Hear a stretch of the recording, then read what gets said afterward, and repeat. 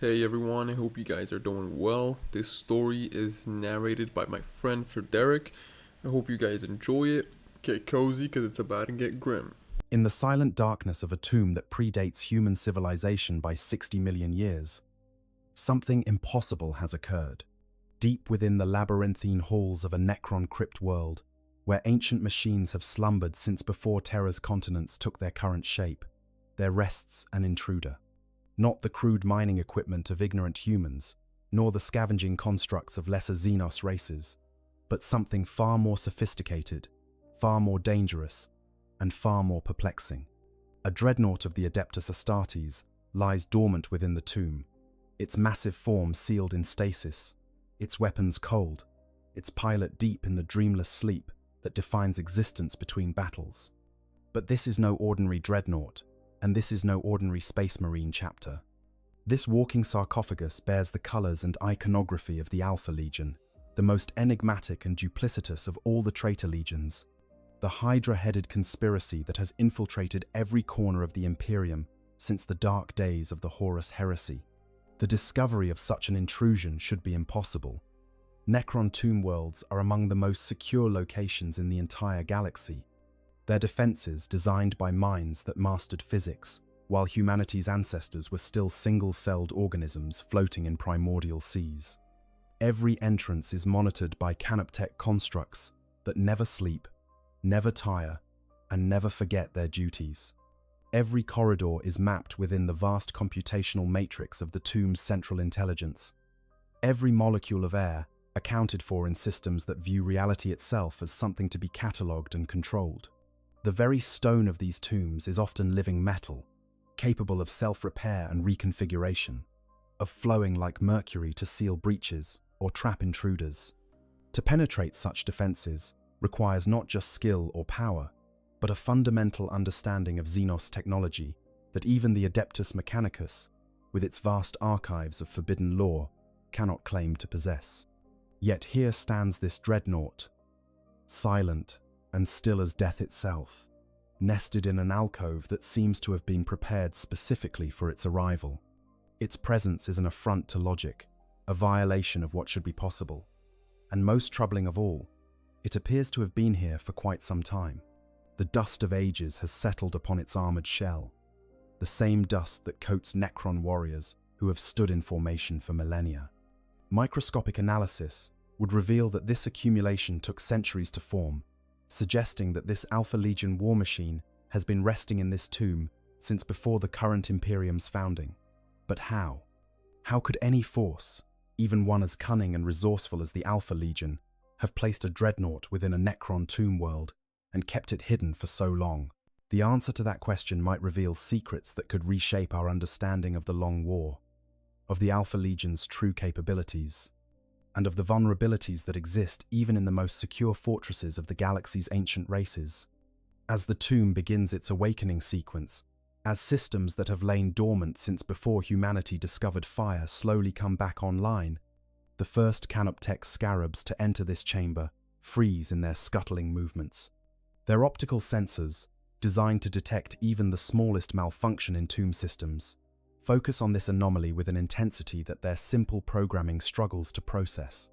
Data flows back to the tomb's central consciousness, to the slumbering cryptechs and overlords who must make sense of this impossibility. The great awakening that has begun cannot be stopped. The ancient protocols demand it.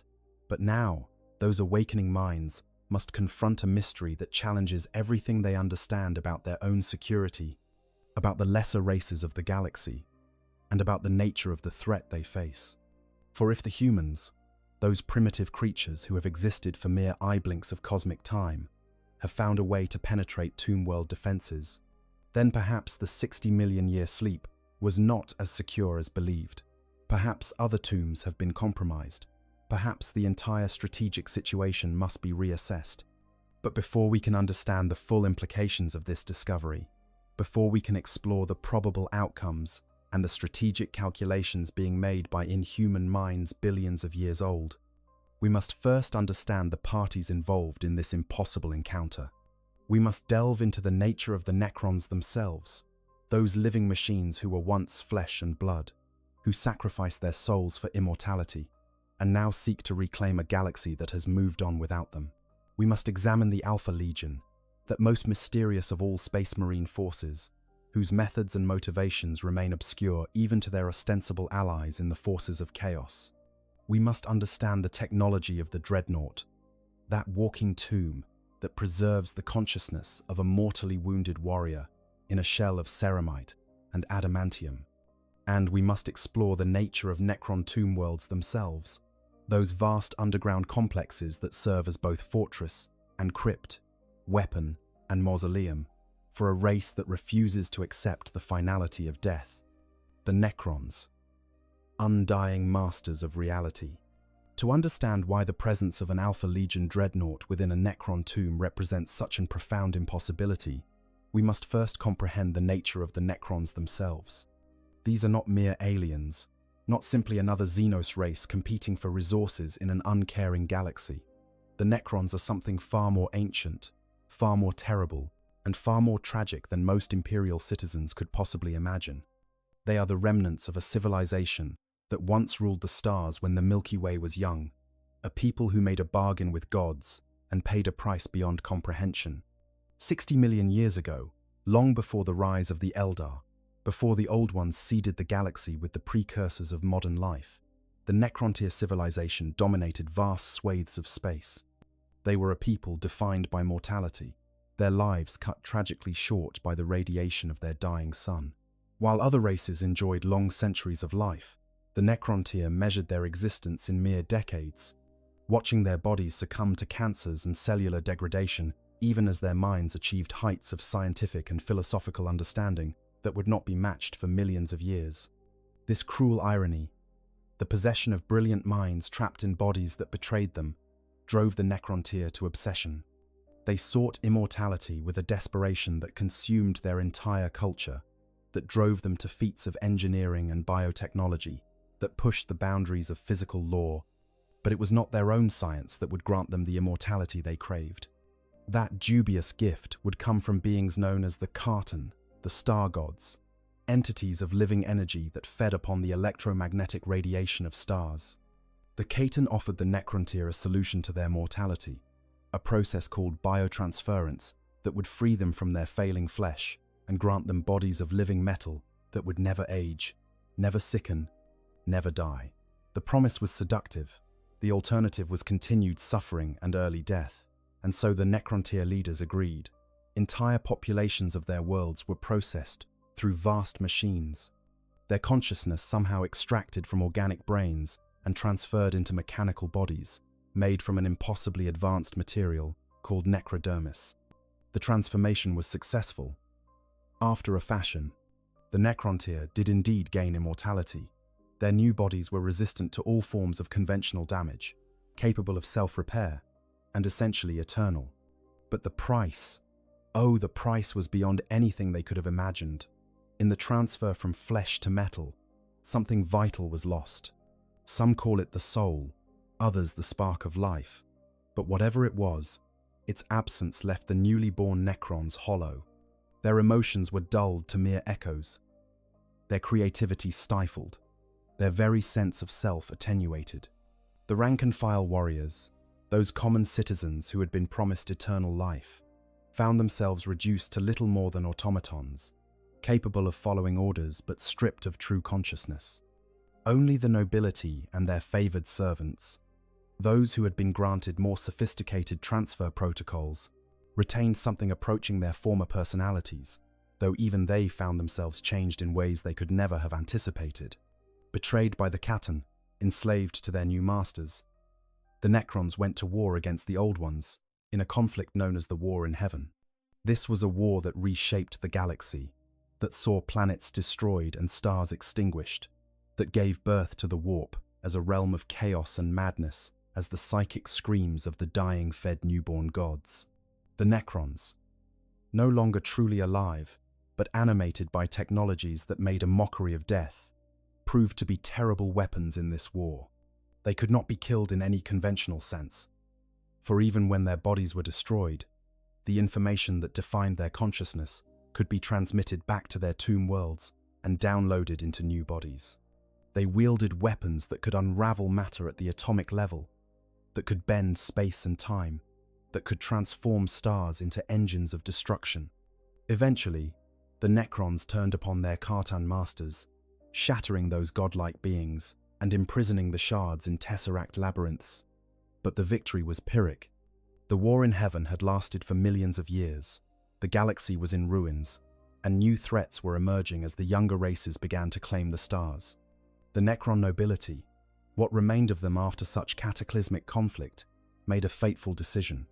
They would enter a great sleep, sealing themselves in vast tomb complexes scattered throughout the galaxy, setting automated systems to watch over their slumber and wake them when the time was right to reclaim what they had lost.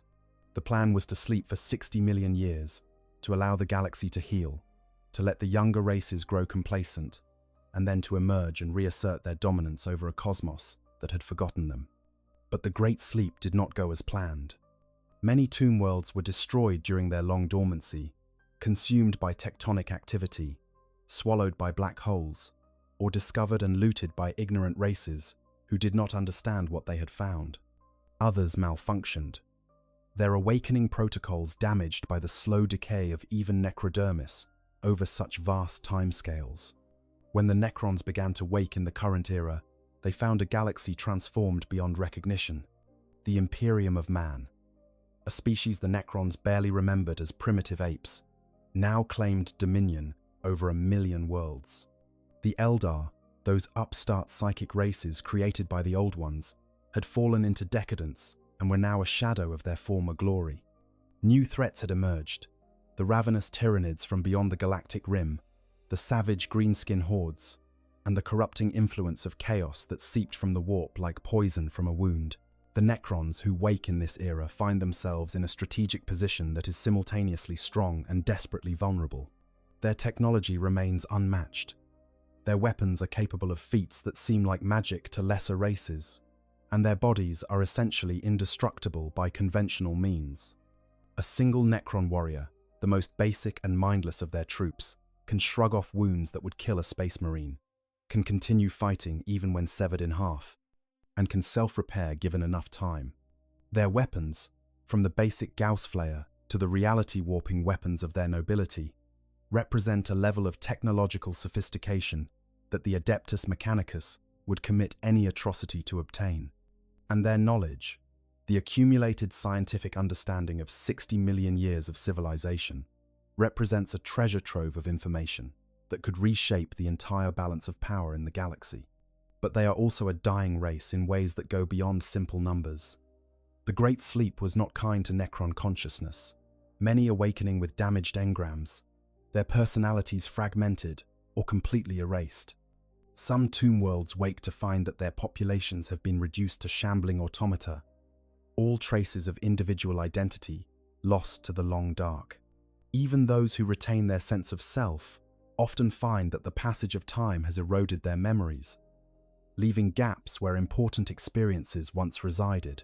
The Necron nobility, the overlords and pharaons who command these forces, often wake to discover that entire swathes of their former existence have been lost, that they remember fragments of campaigns and conquests, but cannot recall the faces of loved ones or the feeling of satisfaction at accomplishments achieved in their distant organic past. Perhaps most concerning for the Necrons is the strategic reality they face. Their empire is divided, scattered across the galaxy in tomb worlds that have no communication with each other. Each dynasty awakens independently, each pharaon pursues their own goals and strategies, and cooperation between tomb worlds is rare and often strained. Some dynasties seek to reclaim the galaxy for the Necron race, to sweep away the younger species and rebuild their empire. Others pursue more esoteric goals, seeking to reverse the biotransference and regain their lost flesh, or to hunt down the remaining Cetan shards and extract vengeance for ancient betrayals. Still others seem content merely to defend their tomb worlds, to preserve what little they have, and wait for opportunities that may never come. This fragmentation extends even to their understanding of security. Each tomb world is a masterpiece of defensive engineering, its entrance hidden, its corridors filled with death traps and automated defenses, its very structure capable of reconfiguring to confuse and disorient intruders. Canoptech constructs patrol every chamber, their insect-like forms scuttling through the darkness with tireless vigilance. Scarabs maintain and repair the living metal. Wraiths phase through solid matter to ambush intruders, and spiders oversee the vast networks of defensive systems. The tomb complexes extend deep beneath planetary surfaces, often occupying pocket dimensions that exist partially outside normal space, making them incredibly difficult to map or assault. Entry points are few and heavily defended, often sealed with barriers of solid necrodermis that would take sustained weapons fire from Titangent-class weapons to breach. The central intelligence of each tomb, sometimes called the tomb mind or deep spirit depending on the dynasty, monitors every aspect of the facility with a thoroughness that borders on the obsessive. It tracks the movement of every Canoptech construct, monitors the status of every slumbering Necron, maintains the integrity of stasis fields and reanimation matrices, and watches for any sign of intrusion or malfunction. This intelligence is not fully sentient in the way an organic mind would understand. It's more akin to a vast expert system, a collection of protocols and subroutines that have been refined over millions of years to perfection. But within its limited scope, it is essentially infallible. It does not forget, does not overlook, and does not make errors of judgment. If something enters the tomb uninvited, it will be detected, analyzed, and appropriate responses will be initiated. Yet despite all these defenses, despite millions of years of refinement and the application of technology that seems almost magical in its sophistication, an Alpha Legion dreadnought now rests within a Necron tomb. The mere existence of this situation suggests possibilities that would trouble even the most arrogant Necron overlord. It suggests that the defenses are not perfect, that gaps exist in systems thought to be absolute. It suggests that the younger races, dismissed as primitive and insignificant, may have developed capabilities that the ancient Necrons did not anticipate. Most troubling of all, it suggests that if one intrusion succeeded, others may have as well, that tomb worlds throughout the galaxy might harbor similar secrets, similar threats lurking in the darkness alongside the sleeping legions. The Alpha Legion. Deception, made manifest. If the Necrons represent the pinnacle of ancient technology and the tragedy of immortality purchased at the cost of the soul, then the Alpha Legion represents something perhaps equally complex: the weaponization of uncertainty itself, the transformation of secrecy and deception into a strategic doctrine so refined that truth and lies become indistinguishable. To understand how an Alpha Legion dreadnought could possibly find its way into a Necron tomb world, we must first understand the nature of the 20th Legion, the Hydra, the many-headed serpent that has plagued the Imperium since before the Horus Heresy. The Alpha Legion was the last of the Space Marine legions to be revealed to the Imperium, their discovery coming late in the Great Crusade, when most other legions had already established their reputations and carved out their domains. Their Primarch, or rather their Primarchs, for the Alpha Legion, was led by the twin brothers Alpharius and Omegon, approached warfare with a philosophy that set them apart from their brother legions. Where the World Eaters reveled in close combat and the Imperial fists built impregnable fortifications, the Alpha Legion perfected the arts of infiltration, misdirection, and strategic ambiguity. They fought wars not by confronting enemies directly, but by undermining them from within, by turning allies against each other, by ensuring that victory was achieved before the first shot was even fired. The methods employed by the Alpha Legion were, and remain, the subject of intense study and speculation within the Imperium. They are known to have cultivated vast networks of human agents and operatives, individuals who might not even know they serve the Legion until the moment they are activated. They employed advanced genetic manipulation to create operatives who could pass as members of other legions or even as non-augmented humans, allowing them to infiltrate organizations and locations that should have been secure. Their command structure was deliberately opaque, with multiple individuals capable of assuming the identity of Alpharius himself, making it impossible for enemies to know if they had truly killed the Legion's leader or merely another operative wearing his face. During the Great Crusade, The Alpha Legion's tactics earned them both admiration and suspicion from their fellow legions. Their victories were often achieved with minimal casualties, planets brought into compliance through carefully orchestrated coups and social manipulation, rather than through the brutal frontal assaults preferred by other forces. But these same tactics also generated unease, for a legion that fought through deception and subversion was a legion that could not be entirely trusted. When the Horus heresy erupted and the Alpha Legion sided with the War Master, declaring against the Emperor, many were surprised but perhaps should not have been. A legion built on secrets and deception was always going to be vulnerable to corruption, or so the thinking went. Yet even the Alpha Legion's allegiance during the heresy remains a subject of debate and controversy 10,000 years later. While they nominally fought for Horus, their actions during the war were often contradictory and inexplicable. They struck at both loyalist and traitor targets with equal efficiency. They appeared to sabotage both sides at different points in the conflict. Some accounts suggest that Alpharius was killed by Rogel Dawn during the heresy, while others insist he survived and continues to lead the Legion to this day. The truth, assuming such a thing even exists when dealing with the Alpha Legion, has been lost to time and deliberate obfuscation. In the current era, the Alpha Legion operates as a traitor legion that seems to serve chaos without fully embracing it. Unlike the World Eaters, who have become mindless berserkers, or the Thousand Sons, who are bound to sorcery and the whims of Tsiench, the Alpha Legion maintains a strange independence. They are known to operate within Imperial space with frightening regularity, their agents infiltrating organizations from the Administratum to the Inquisition itself. Entire Space Marine chapters have been founded that unknowingly serve Alpha Legion objectives. Rebellions have been sparked on worlds that seemed loyal for centuries.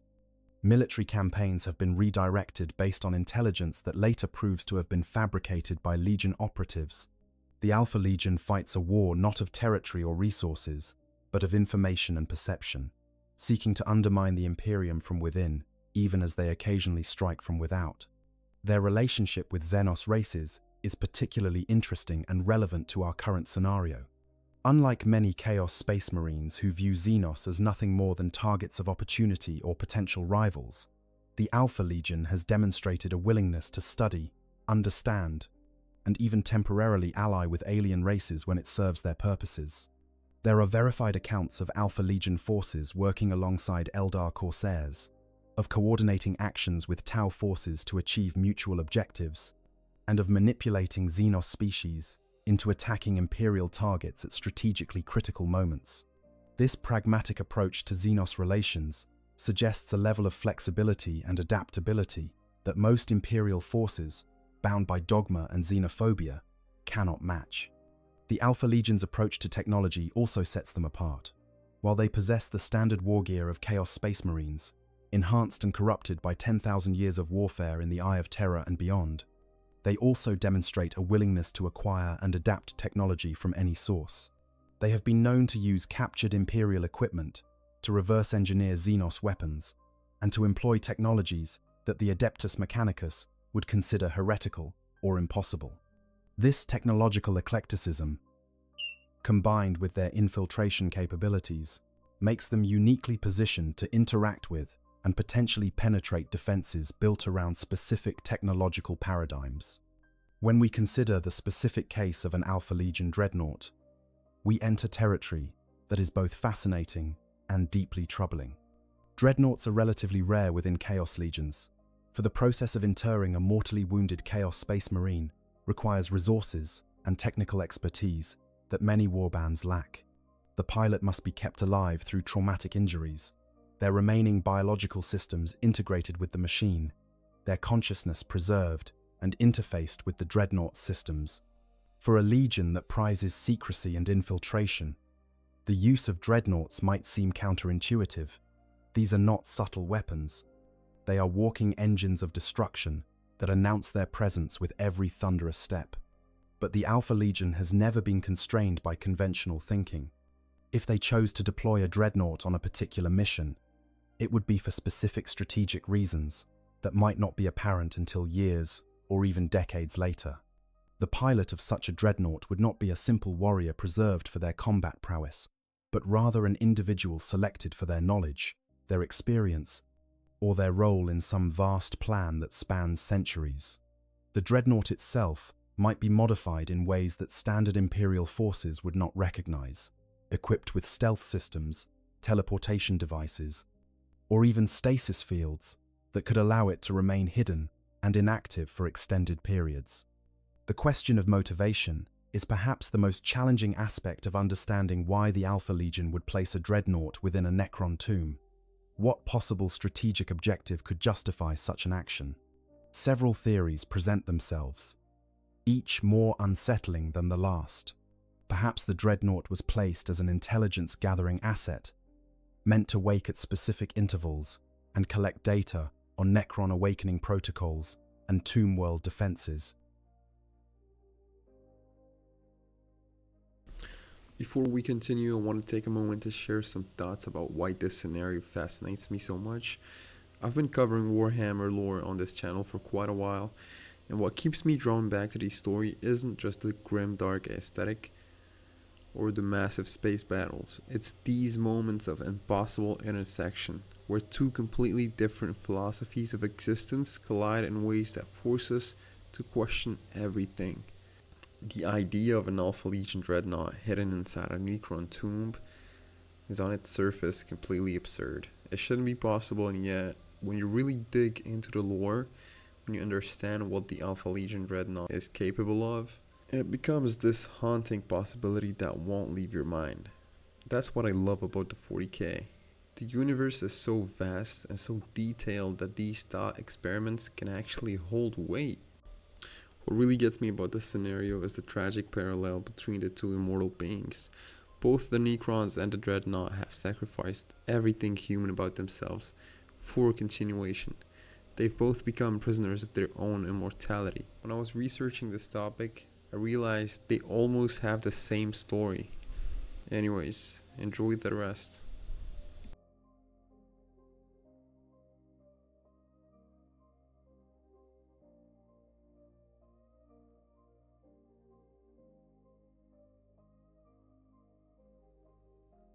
Perhaps it serves as a sabotage mechanism, designed to disrupt the tomb's systems at a critical moment when Necron forces might otherwise tip the balance in some distant conflict. Perhaps it is part of some vast temporal game, a piece placed on the board centuries ago in anticipation of events that have not yet occurred. Or perhaps, and this is the possibility that should most concern those who study the Alpha Legion's methods, the dreadnought is not there to observe or sabotage the Necrons, but to protect them. The Alpha Legion has demonstrated time and again that they are willing to work against the Imperium in ways that seem to aid its enemies, operating on strategic timescales and with objectives that defy conventional understanding.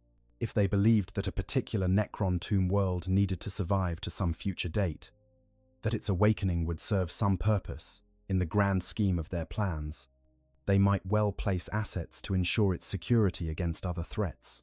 The irony of Chaos Space Marines protecting Xenos from Imperial forces would be lost on no one, but it would be entirely consistent with the Alpha Legion's willingness to embrace contradictions in service of their inscrutable goals. The methods by which such an infiltration could be achieved are matters of intense speculation. Necron tomb worlds do not simply open their doors to outsiders. Their defenses are designed to detect and eliminate any intrusion. Yet the Alpha Legion has demonstrated capabilities that seem almost supernatural in their effectiveness. They have infiltrated fortress worlds thought to be impregnable. They have placed agents within organizations that scan for genetic and psychic corruption. They have operated undetected for years within enemy territory. If any force in the galaxy could find a way into a Necron tomb, it would be the 20th Legion. One possibility involves temporal manipulation. The Necrons themselves employ technologies that can bend time, creating stasis fields that preserve objects for millions of years, or accelerating localized time to speed repairs.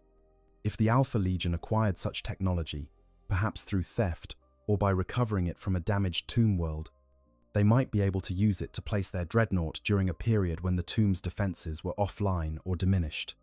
Another possibility involves dimensional phasing, slipping through reality using technologies similar to those employed by Necron wraiths or the webway of the Eldar. The Alpha Legion has demonstrated access to unusual transport methods in the past. Their ability to appear and disappear without using conventional teleportation or spacecraft, suggesting capabilities that Imperial forces do not fully understand. Perhaps most disturbing is the possibility that the infiltration was achieved through social engineering rather than technological means. The Necrons are not a unified force. Different dynasties have different goals and different levels of awareness. An Alpha Legion operative, perhaps one with access to ancient archives from the dark age of technology, might possess knowledge that a particular Necron overlord would value, knowledge that could be offered in exchange for cooperation. The idea of the Alpha Legion negotiating with Xenos, particularly with beings as ancient and powerful as Necron nobility, seems far-fetched, but it is not impossible. The Legion has proven willing to make any deal, to pursue any alliance, if it serves their purposes. And the Necrons, for all their power and longevity, are not immune to ambition or curiosity. Regardless of how the infiltration was achieved, the presence of the Dreadnought within the tomb represents a strategic asset of immense value. Every moment it remains undetected is a moment in which it gathers intelligence about Necron technology and protocols.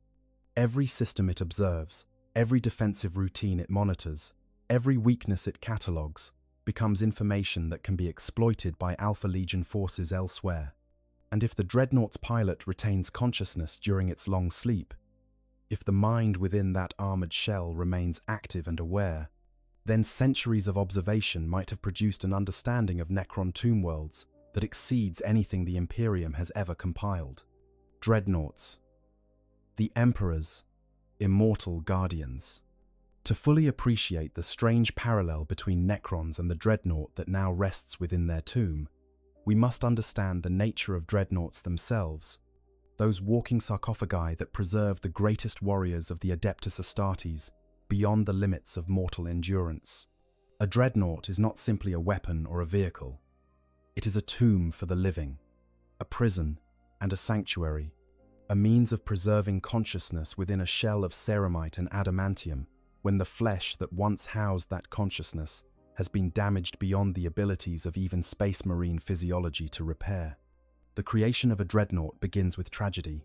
A space marine, whether a veteran sergeant who has served for centuries or a chapter master whose tactical genius is irreplaceable, suffers wounds so catastrophic that death seems inevitable. Perhaps an explosion has destroyed their torso, leaving only a head and partial spine.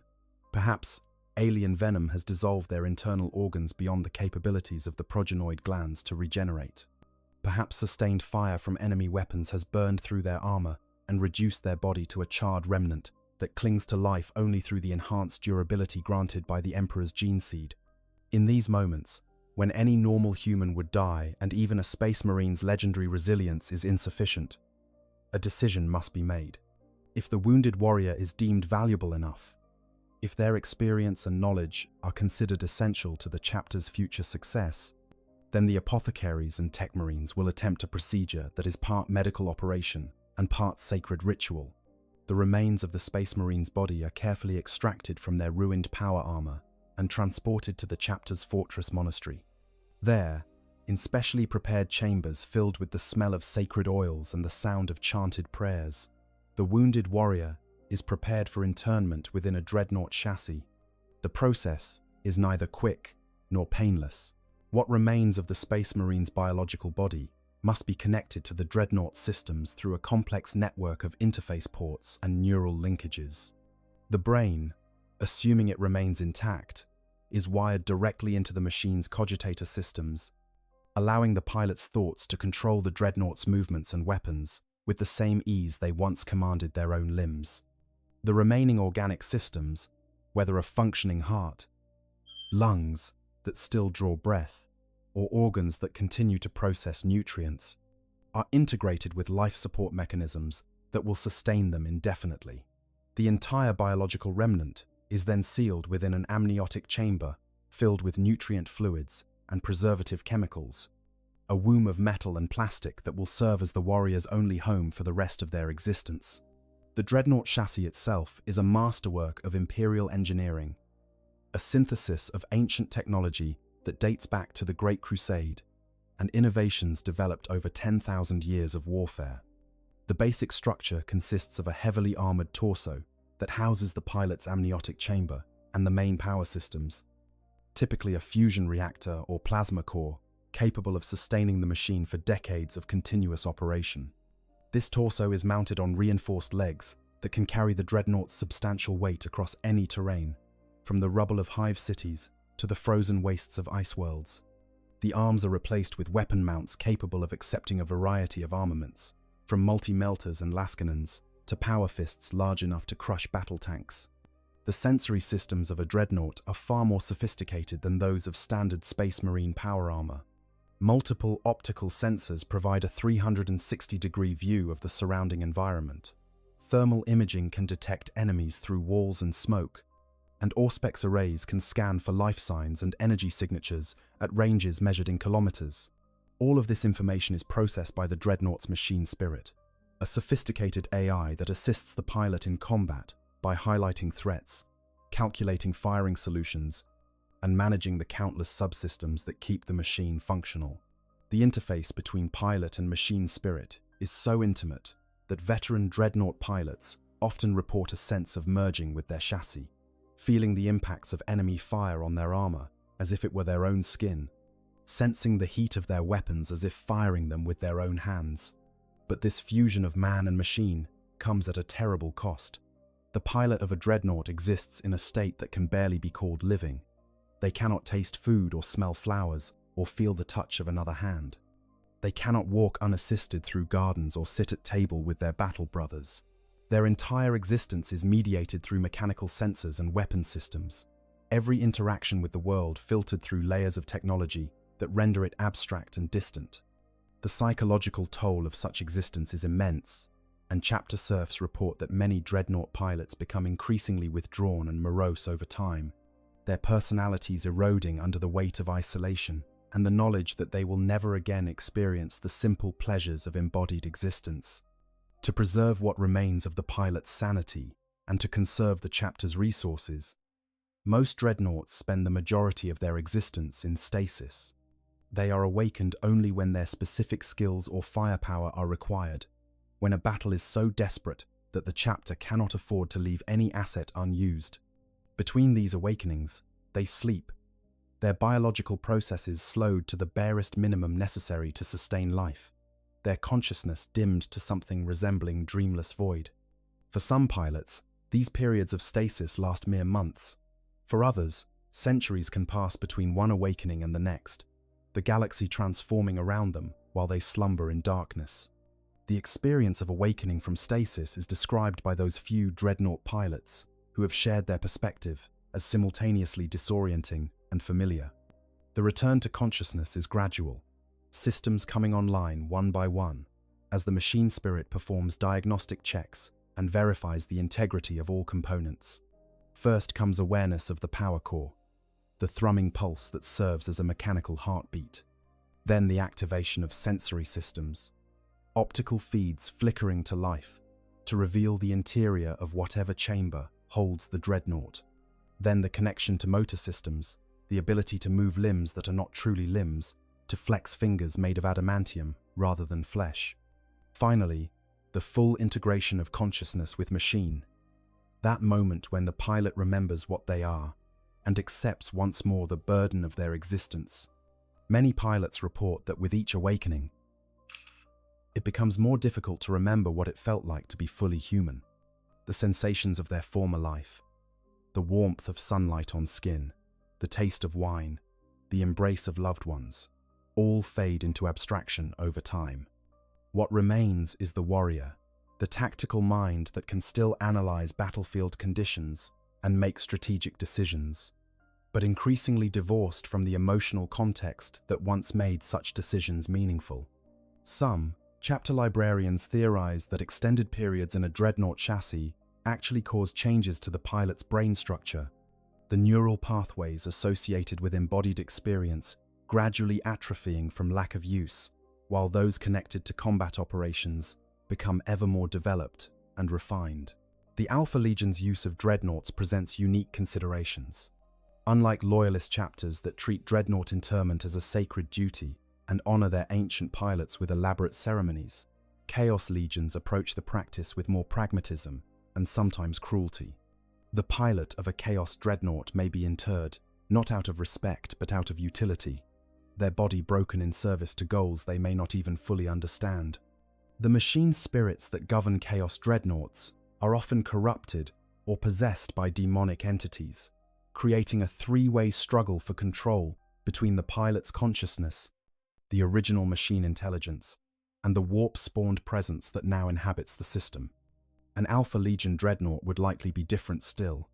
The Legion's emphasis on intelligence gathering and long-term planning would mean that any warrior interred in such a chassis would be selected not just for their combat prowess, but for their analytical capabilities and their ability to operate independently for extended periods.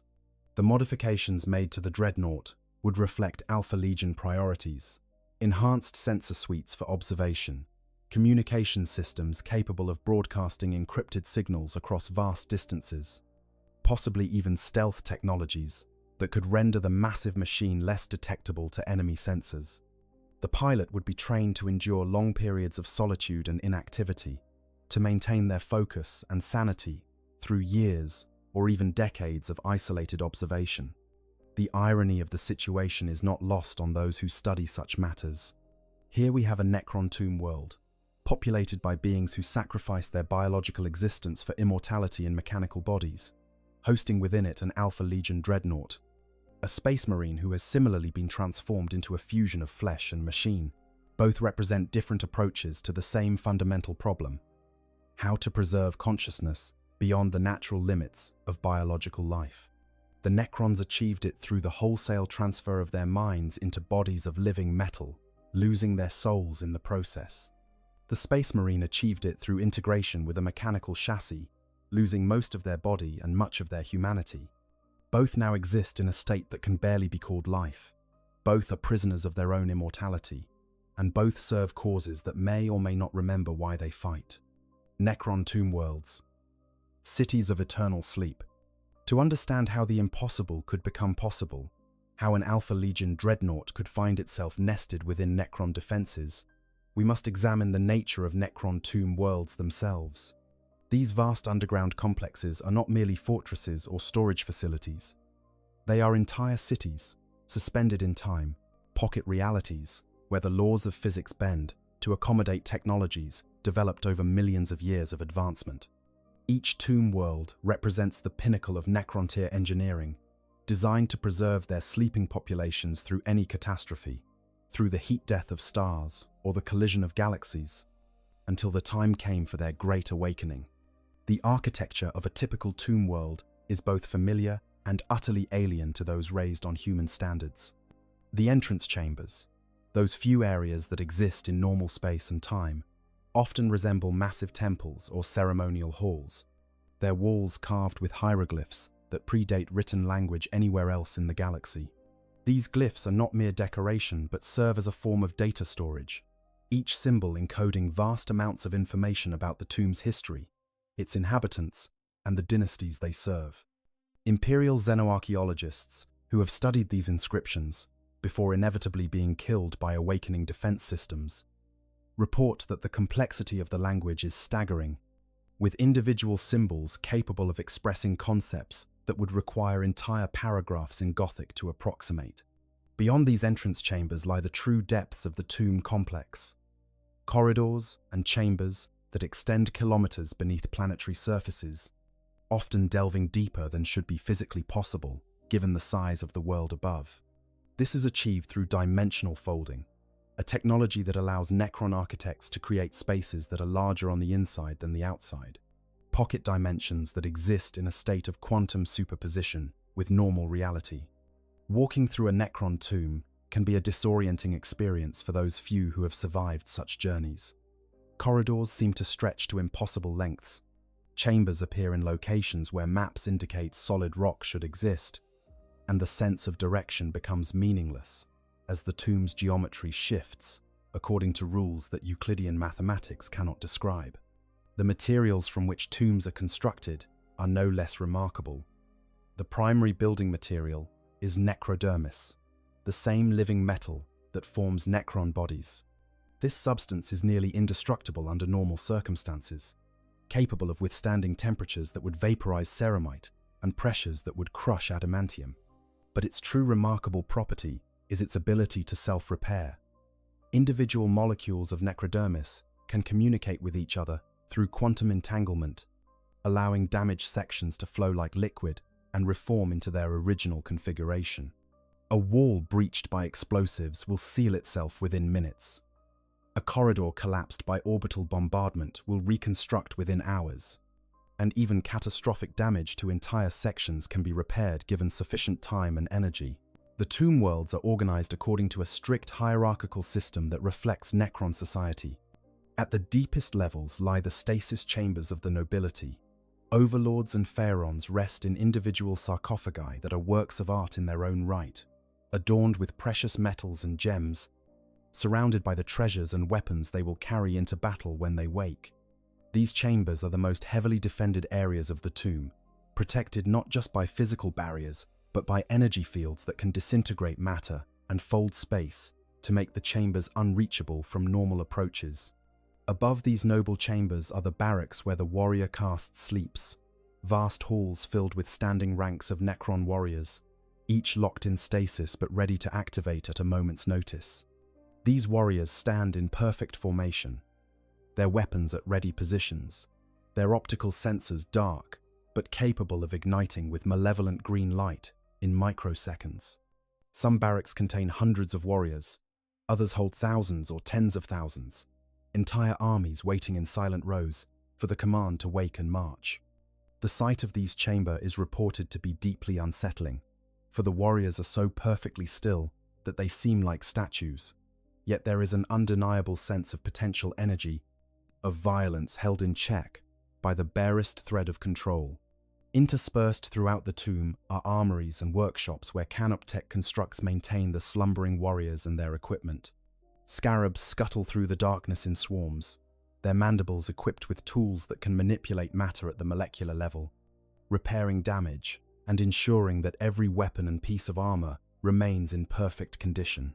Spiders, larger constructs resembling mechanical arachnids, oversee these maintenance operations, their multiple legs carrying them effortlessly across walls and ceilings as they monitor the work of their smaller cousins. Wraiths, the most fearsome of the Canoptech constructs, phase through walls as they patrol for intruders, their serpentine forms capable of passing through solid matter as if it were mist.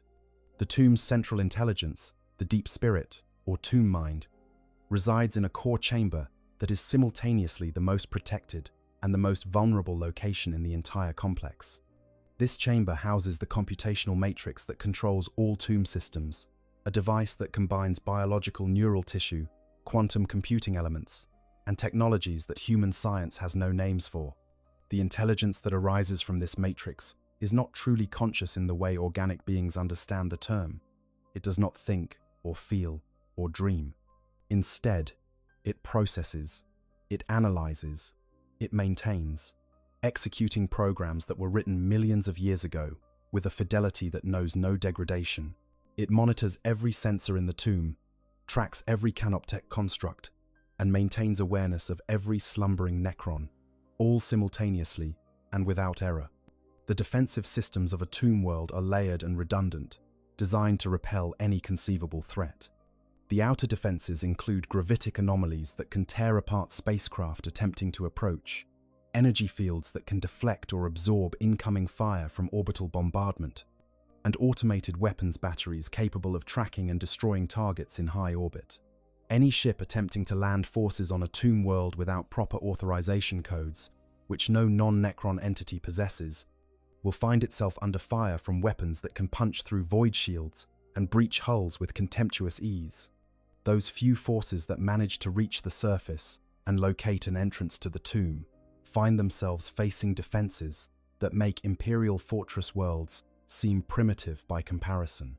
The entrances themselves are often hidden, sealed behind doors of solid necrodermis that are impossible to locate without specialized scanning equipment, and even then, they rarely reveal themselves to conventional sensors. Once an entrance is breached, intruders face a gauntlet of death traps, floors that can become superheated or electrified without warning, corridors that seal themselves and flood with caustic gases, gravity wells that can pin invaders in place, while Canoptech constructs swarm over them, and weapon systems that emerge from walls and ceilings to fire Gauss flares at anything that moves. But perhaps the most insidious defense is the tomb's ability to adapt and respond to threats based on accumulated tactical data. The tomb mind learns. From every intrusion, every failed assault is analyzed, and defensive protocols are updated to counter similar tactics in the future. An enemy that succeeds in penetrating to a certain depth using a particular strategy will find that strategy useless on their next attempt, as the tomb has already reconfigured its defenses to neutralize that approach. This adaptive capability means that tomb worlds actually become more dangerous over time as they accumulate experience defending against various threats.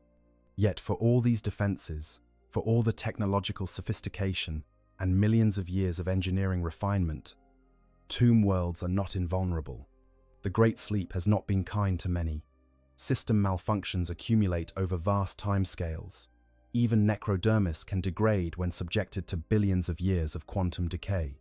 Some tombs wake to find their populations reduced to mindless automata, their personalities erased by corrupted data in their engram matrices.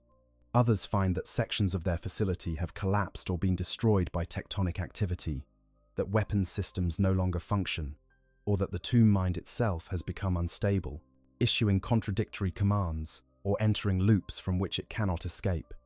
These vulnerabilities create opportunities, narrow windows in which a sufficiently skilled and knowledgeable operative might penetrate defenses that should be absolute.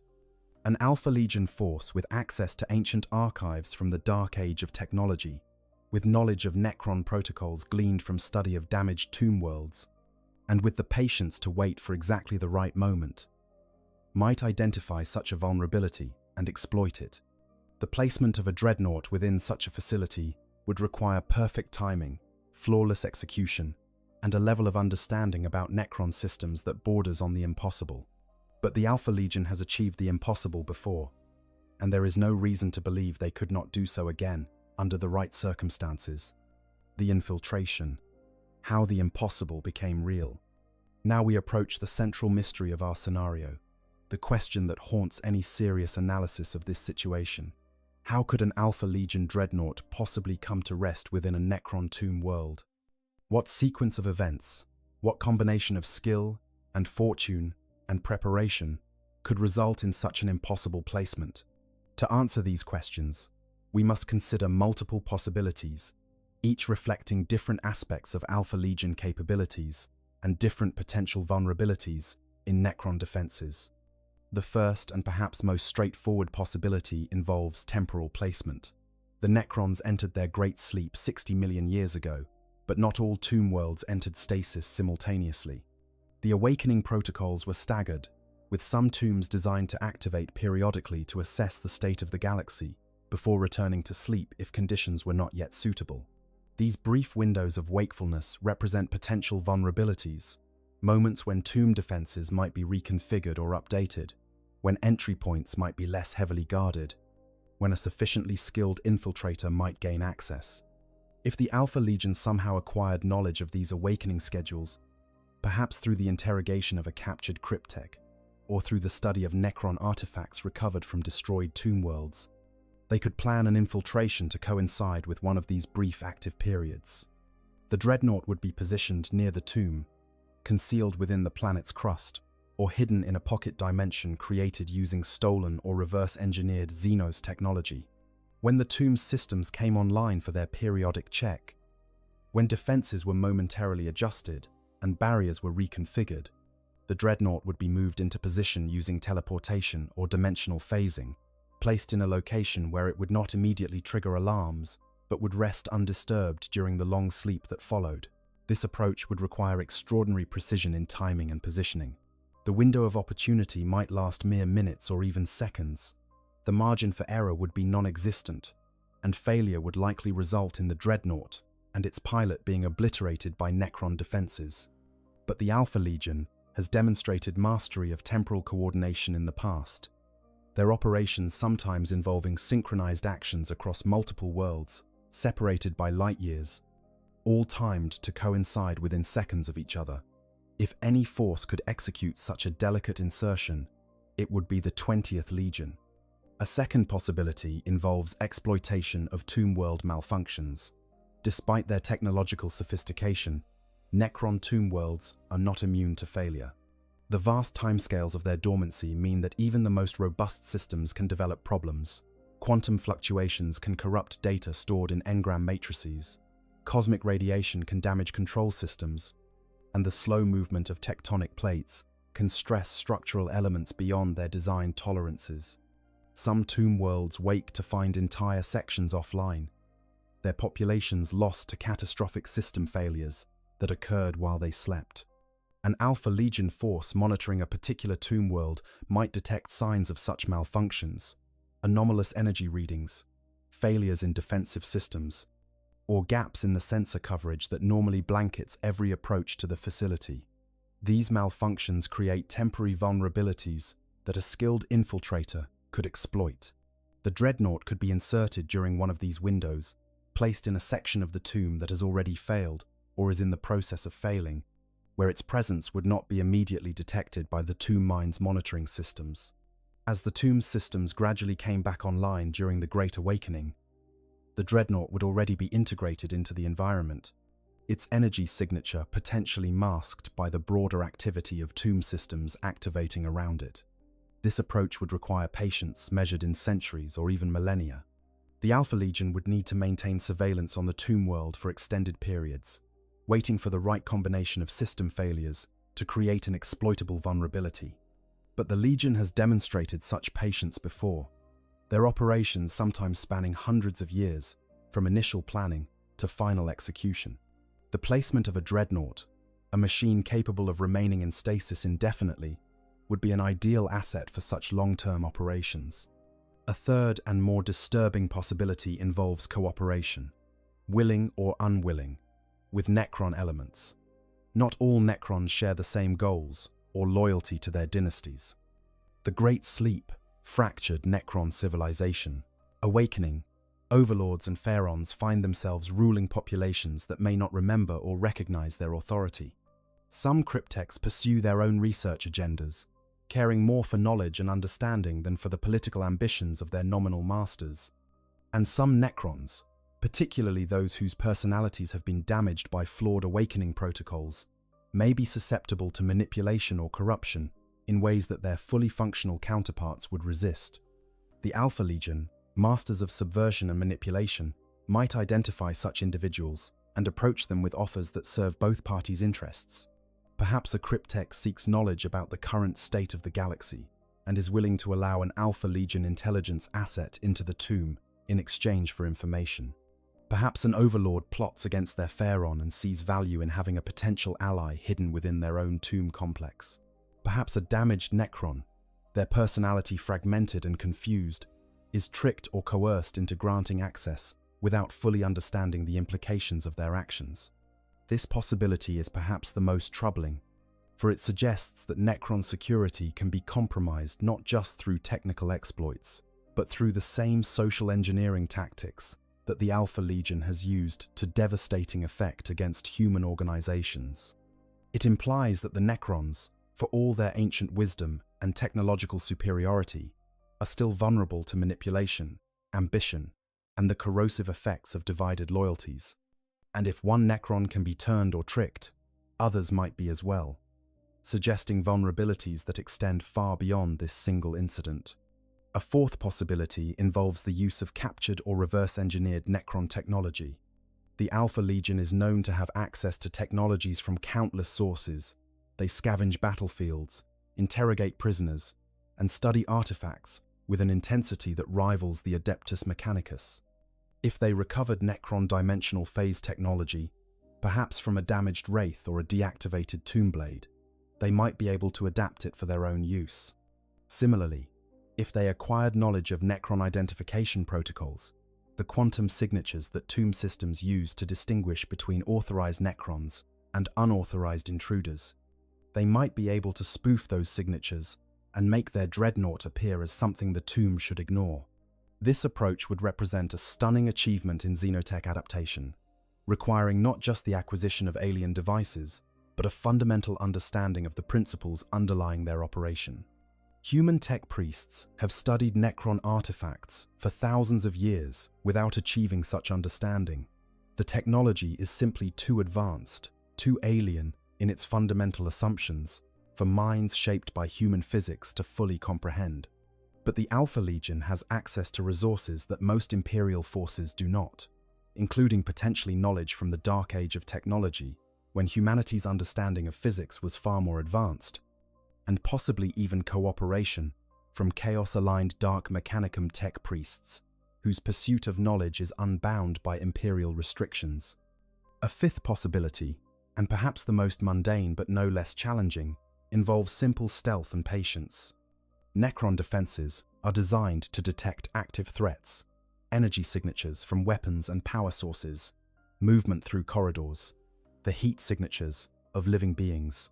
But a dreadnought in full stasis, its systems powered down to absolute minimum levels, might present a sufficiently small sensor profile to evade detection, at least for a time. If the Alpha Legion could position their dreadnought in a location where tomb sensors were less concentrated, perhaps in a utility corridor or storage chamber, rather than in the main passageways, and if they could ensure that its energy output was effectively zero, it might remain undetected through sheer lack of presence. The execution of such a plan would require capabilities that push the boundaries of what we understand about stealth technology.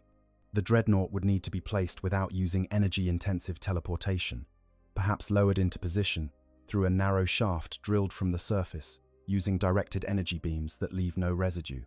Its systems would need to be capable of remaining in stasis for potentially thousands of years without any external power input or maintenance.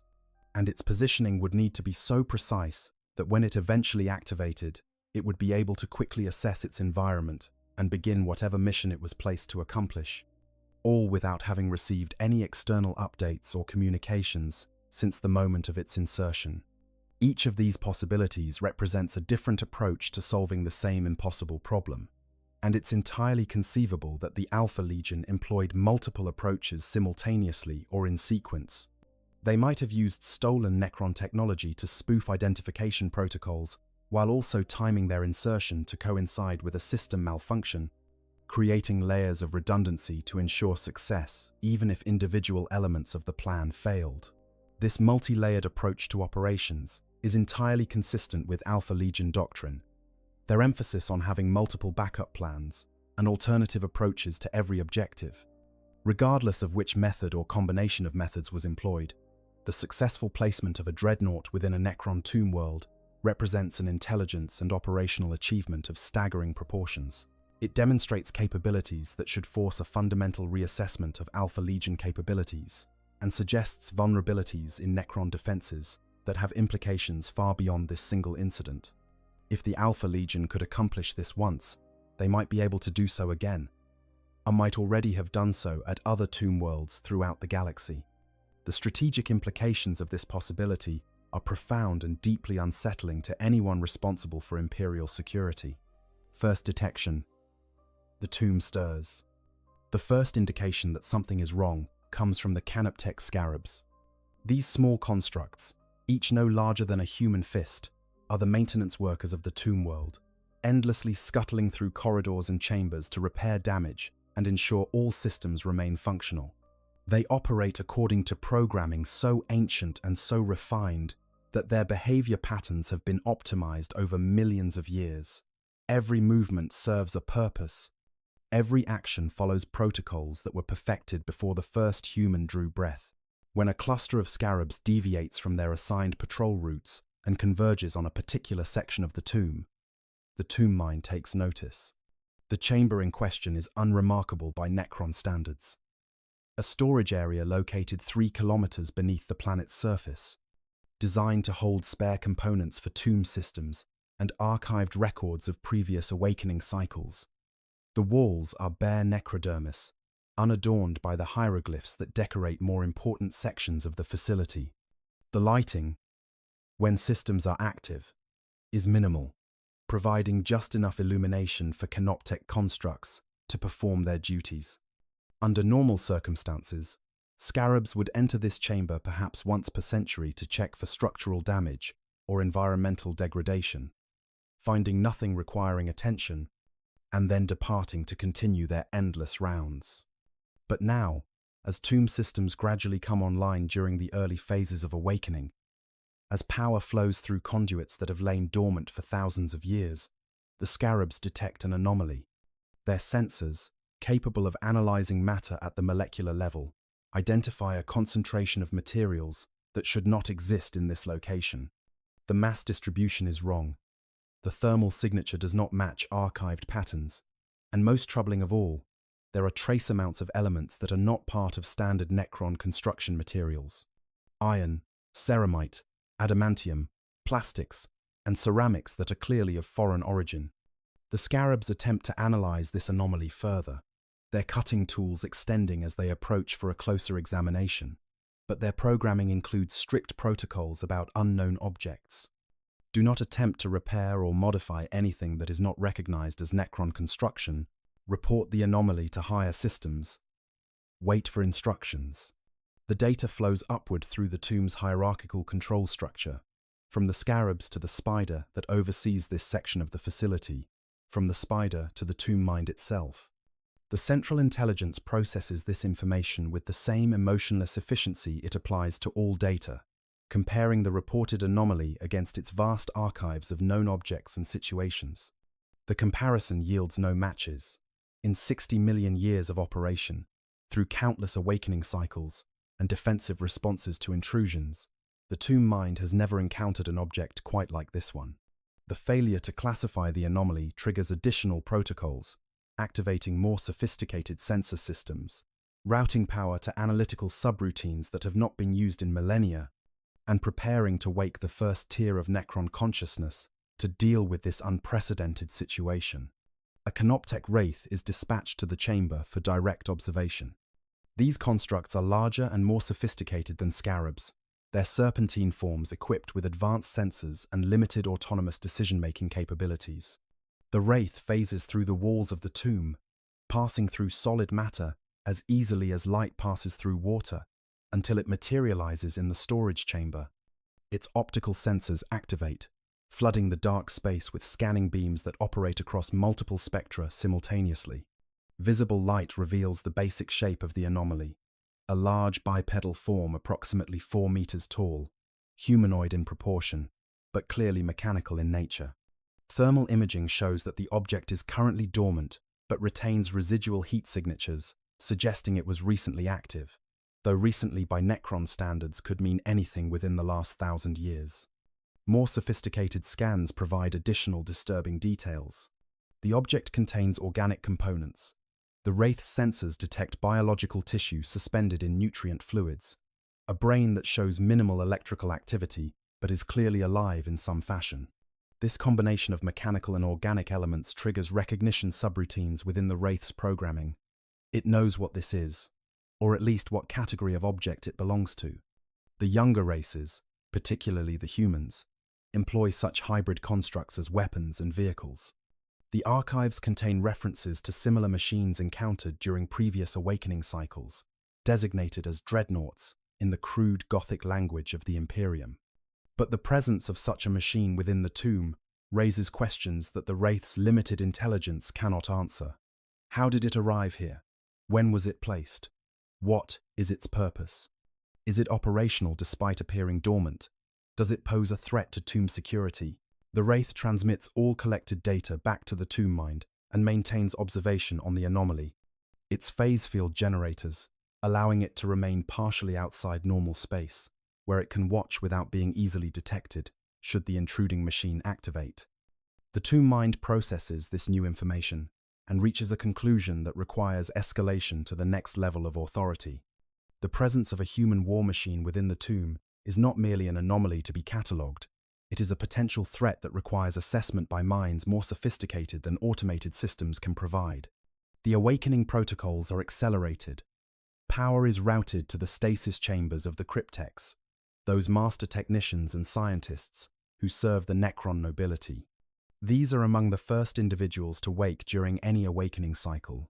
Their expertise needed to verify that all systems are functioning correctly before the nobility themselves are roused from their long sleep. The first cryptech to achieve full consciousness is designated Nemesor Zandrek in the archives, though this is a title rather than a name, a role that has been filled by different individuals over the aeons. This particular cryptech specialized, during their organic lifetime, in the study of temporal mechanics and dimensional phase technologies.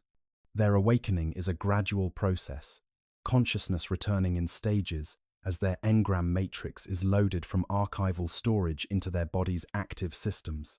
First comes awareness of self, the understanding that they exist, that they are Nemesor Zandrek, that they have existed for an incalculably long time. Then comes memory, fragments at first but gradually assembling into a coherent whole, memories of the biotransference, of the war in heaven, of previous awakening cycles, and the battles fought during them. Finally comes full integration with sensory systems, the ability to perceive the world around them. The cryptech's optical sensors activate, revealing the interior of their stasis chamber. The walls adorned with equations and diagrams that they inscribed during previous periods of wakefulness. Actuators respond to neural commands, allowing movement of limbs that are not truly limbs, but articulated sections of living metal. The cryptech raises one hand before their visual sensors, examining it with the detached curiosity of someone who has performed this action countless times before, each time remembering anew what they have become. A communication from the tomb mind intrudes on these thoughts, data packets containing information about the anomaly, requesting analysis and recommendations. The cryptech processes this information with interest that approaches something like excitement, though such emotions are dulled in their current form to pale shadows of what they once felt. An intrusion of unknown origin, a human war machine of sophisticated design, biological components suggesting a living operator, all discovered within the tomb during the awakening sequence. This is genuinely novel, a puzzle worth engaging with after so many years of routine observations and predictable threats. The cryptech makes their way through the awakening tomb, their footsteps echoing on necrodermis floors as power returns to lighting systems and fills corridors with the characteristic green glow of Necron technology. They pass chambers where warriors are beginning to stir, where the standing ranks of soldiers are running through activation sequences, where weapons systems are performing diagnostic checks. The tomb is coming alive around them, but their focus remains on the mystery ahead, on the impossible object that awaits their examination. When they arrive at the storage chamber, the cryptech approaches the dreadnought with caution that is more professional than fearful. They have existed for millions of years. They have witnessed the birth and death of stars. They have studied technologies that would drive lesser minds to madness with their complexity. But complacency is the enemy of understanding. And this object demands careful analysis, precisely because its presence should be impossible. They circle the dormant machine, their sensors scanning it from every angle, compiling data about its construction, its composition, its purpose. Cryptech analysis. Understanding the anomaly. The cryptech's examination of the dreadnought is methodical and thorough, conducted with the same careful precision they would apply to any unknown technology. They begin with passive scans, analyzing electromagnetic emissions, thermal patterns, and gravitational distortions, without actively probing the machine in ways that might trigger defensive responses or awakening protocols. What they discover is both fascinating and troubling. The construction of the dreadnought is crude by Necron standards.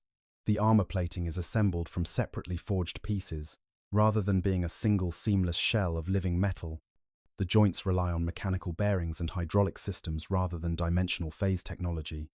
And the power source appears to be a simple fusion reactor or plasma core, rather than anything approaching Necron energy generation capabilities. Yet despite this apparent primitiveness, the cryptech recognizes that the design is remarkably effective for its intended purpose. The armor is thick enough to withstand significant punishment. The weapons appear to be powerful, if unsophisticated, and the integration of biological and mechanical components shows a level of technical expertise that the cryptech finds worthy of respect, if not admiration. The biological components are particularly interesting. The Cryptek's sensors can penetrate the Dreadnought's armor to examine the amniotic chamber within, revealing the organic remains suspended in nutrient fluids. What they see is barely recognizable as human. Extensive modifications have been made to the body, additional organs that seem designed to enhance survival and combat capability, bone density far exceeding human norms, and musculature that even in its damaged state shows evidence of superhuman strength. This is not a normal human, but rather one of the enhanced warriors that the younger races designate as Space Marines, genetically modified super soldiers who serve as the Imperium's most effective military force. But there are additional anomalies beyond the expected modifications. The Cryptek detects trace elements in the biological tissue that should not be present, complex organic molecules that show signs of warp exposure, suggesting that this warrior has been touched by the chaotic energies that permeate the immaterium. The genetic markers are unusual as well, showing variations from standard Space Marine patterns that the Cryptek's archives, which contain extensive data on Imperial forces from previous encounters, do not recognize. This dreadnought does not belong to any loyalist chapter that the Necrons have previously encountered. The markings on its armor, when subjected to spectral analysis to reveal details beneath layers of accumulated dust, show iconography associated with the Alpha Legion, one of the traitor legions that turned against the Imperium during the ancient civil war humans call the Horus Heresy. This identification raises new questions. The traitor legions are known to the Necrons. They have encountered these corrupted Space Marines during previous awakening cycles. Their forces are generally more chaotic and less disciplined than their loyalist counterparts, often augmented by demonic powers, but also less reliable and more prone to infighting. But the Alpha Legion has a particular reputation even among the traitors. They are specialists in infiltration and deception, masters of achieving strategic objectives through subversion rather than direct confrontation. The presence of one of their dreadnoughts within a Necron tomb suggests purpose and planning rather than accident or fortune. The Cryptek shifts their analysis to the question of how and when the intrusion occurred. They examine the dust accumulation on the dreadnought's surface, comparing it to dust patterns on nearby Necron structures. The accumulation rates are nearly identical, suggesting that the dreadnought has been in this location for approximately 800 years, give or take a century. This timing corresponds to no awakening cycle in the tomb's records. The last time systems were active was over 3,000 years ago, and the next scheduled activation was not due for another 2 centuries. The dreadnought must have been placed during a period when the tomb was supposedly fully dormant, when all defenses should have been active and impenetrable. The Cryptek accesses the tomb's security logs, querying the tomb mind for any record of intrusion or system malfunction during the relevant time period. What they discover is unsettling. There are gaps in the security logs, brief periods where monitoring systems appear to have been offline or malfunctioning, each gap lasting mere seconds, but occurring with unusual frequency during a 3-day period 800 years ago. The logs record these gaps as minor system glitches, the kind of temporary malfunctions that are expected given the age of the systems and the vast timescales involved. But the Cryptek recognizes a pattern that automated systems would miss. These glitches are too regular, too precisely timed, to be random chance. They suggest deliberate interference, some external force that was able to momentarily disrupt tomb sensors while remaining undetected. Further analysis reveals additional disturbing details. The section of the tomb where the dreadnought was placed experienced a cascade of minor system malfunctions during that same 3-day period. Nothing catastrophic, but enough to create gaps in sensor coverage and opportunities for something to be moved into position. The Cryptek calculates the probability of such a convergence of malfunctions occurring naturally and arrives at a number so small as to be effectively 0. This was not an accident. It was engineered, orchestrated by someone with a sophisticated understanding of Necron systems and their vulnerabilities. The implications of this conclusion are profound and troubling. If the Alpha Legion possesses the capability to temporarily disrupt Necron security systems, even briefly, then tomb world defenses are not as absolute as believed. If they were able to position a dreadnought without triggering alarms that would have activated the tomb's full defensive response, then they might have placed other assets as well, other machines or devices that await activation in the darkness. Most troubling of all, if this infiltration was successful, others might be possible. Other tombs throughout the galaxy might harbor similar intrusions that have not yet been detected. The Cryptek performs additional scans, focusing now on the dreadnought's internal systems. They detect no active power signature. The machine appears to be in complete stasis, its fusion reactor cold, its weapons systems offline, its life support maintaining minimal function to preserve the organic components, but nothing more. But the systems themselves are intact and appear to be functional. If power were restored, the machine could potentially activate. Whether such activation would be automatic or would require external stimulus is unclear. The Cryptek's knowledge of Imperial technology is extensive, but not complete. The question of what to do about this intrusion requires decisions beyond the Cryptek's authority. They could recommend immediate destruction of the dreadnought, reducing it to its component atoms with Gauss flares or disintegration beams. This would eliminate any potential threat it poses, but would also destroy any opportunity to study it further, to potentially learn more about Alpha Legion capabilities and intentions. Alternatively, they could recommend maintaining observation while the awakening continues, allowing the dreadnought to remain in stasis while more Necron forces come online and can respond if it becomes active. Or they could recommend attempting to interface with the machine's systems, to extract data about how it arrived and what its purpose might be, though this approach carries risks of triggering booby traps or alerting whoever placed it that it has been discovered. The Cryptek compiles their findings into a comprehensive report and transmits it to the Tomb Mind with recommendations for escalation to the Overlord. This decision is too significant to be made by a Cryptek alone. It requires the judgment of the Tomb's leadership, warriors who have commanded armies and made strategic decisions across millennia. The Cryptek withdraws to a position outside the chamber, but maintains observation through deployed canoptek constructs, waiting to see what judgment will be rendered on this impossible intruder. The dreadnought awakens. Alpha, within Omega. Inside the dreadnought's amniotic chamber, in the darkness of stasis that has lasted 8 centuries, something begins to change. The pilot, whose consciousness has been dormant for so long that time has lost all meaning, begins to stir. This awakening is not triggered by external power or commands from allies, but rather by internal chronometers that have continued counting down through the long centuries, pre-programmed to rouse the pilot at specific intervals, regardless of external circumstances. The Alpha Legion does not believe in leaving assets dependent on external signals that might never come. They build redundancy and autonomy into every operation.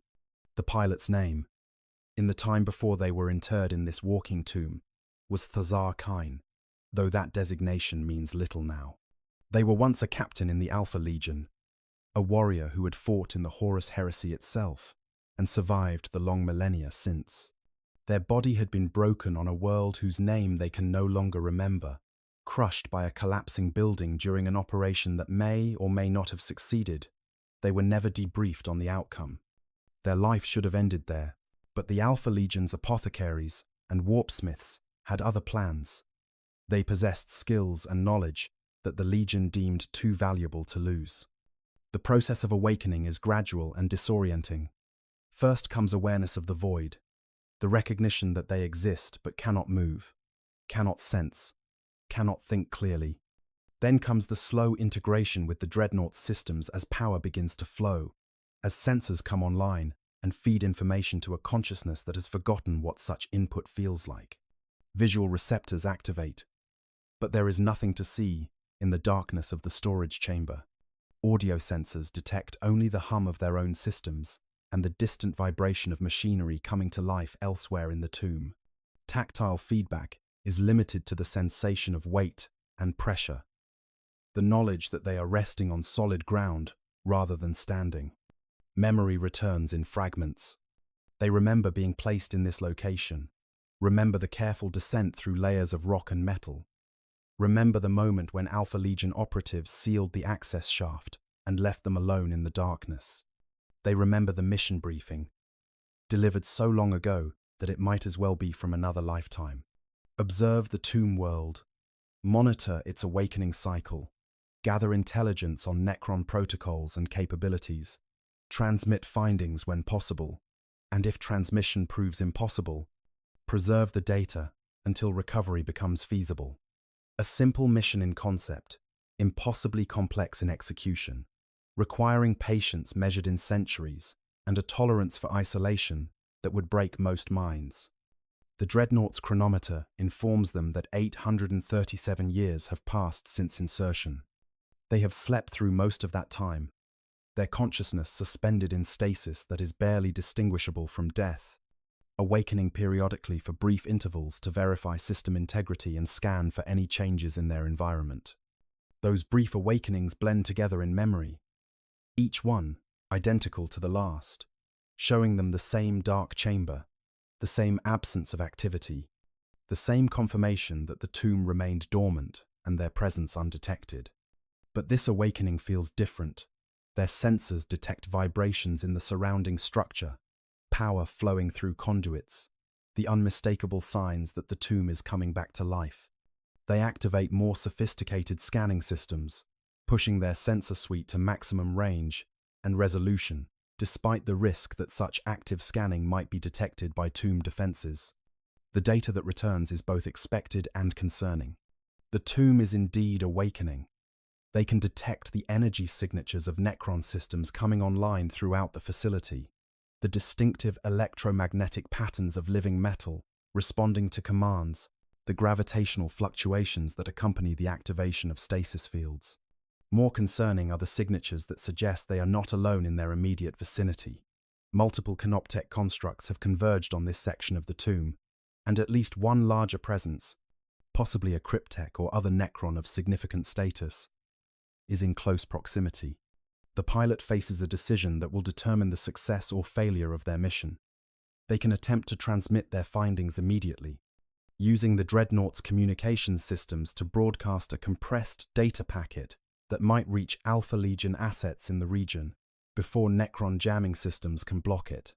But such transmission would immediately reveal their position and almost certainly trigger a violent response from tomb defenses. Alternatively, they can remain passive, continuing to observe and gather data while hoping that they remain undetected, trusting that the Legion's infiltration protocols were sound and that the Necrons will not recognize their presence as a threat. Or they can activate fully and prepare for combat, accepting that their mission of observation is likely compromised and that their new objective should be to cause maximum disruption to tomb operations before they are destroyed. The Alpha Legion does not operate on instinct or improvisation.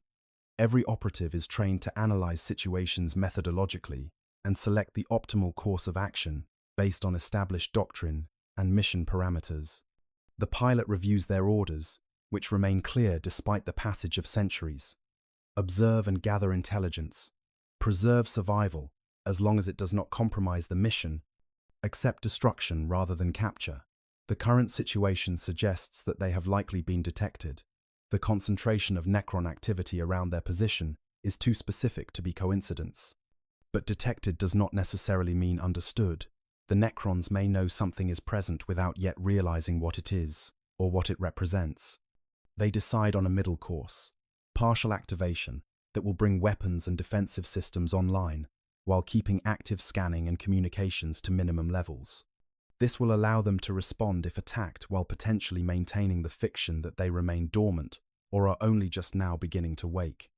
It's a delicate balance, but the Alpha Legion has always specialized in navigating such ambiguous situations, in finding the narrow path between detection and exposure, between action and observation. As the Dreadnought systems power up, Thazar Kane experiences the familiar sensation of merging with the machine, of their consciousness expanding to fill the space defined by metal and ceramite rather than flesh and bone. The assault cannon mounted on their right arm becomes an extension of their will. Target acquisition systems integrate with their visual processing, and the entire chassis becomes a body more real in some ways than the ruined organic remnants that serve as their core. After 800 years of dormant isolation, This return to something approaching full functionality feels like resurrection, like being born again into a universe that has moved on without them. The first targeting priority is clear. If threatened, eliminate canoptech constructs first. They are numerous, but individually weak. Their destruction will reduce immediate danger and possibly delay tomb response, while larger Necron forces are still awakening. The assault cannon's ammunition feeds are full. The weapon was loaded before the long sleep and has remained ready for immediate use. The power fist on the left arm activates, energy fields crackling around adamantium fingers, large enough to crush battle tanks. The Dreadnought's reactor reaches operational temperature, and combat-ready status indicators illuminate across multiple systems. Thazar Kane stands, the movement sending tremors through the storage chamber as tons of metal and machinery rise from positions they have held for 8 centuries. Their sensors immediately detect multiple targets, canoptech scarabs that scatter at the sudden movement, a wraith that materializes fully into normal space, with weapons charging, and in the doorway to the chamber, the distinctive silhouette of a Necron cryptech whose optical sensors glow with cold green light. The moment of decision has arrived. Combat seems inevitable, and the long mission of observation is about to transform into something far more violent and brief. Confrontation. 2 forms of immortality collide. The silence that follows the Dreadnought's activation is measured in microseconds, a brief window where both parties assess each other and calculate optimal responses. The cryptech's processing speed far exceeds anything an organic mind could achieve. Multiple scenarios are evaluated, and appropriate responses prepared in the time it would take a human to draw breath. The Dreadnought's pilot, while organic in origin, benefits from enhanced cognitive processing and direct neural interface with the machine's targeting systems, allowing them to achieve reaction speeds that approach but do not quite match Necron computational capabilities.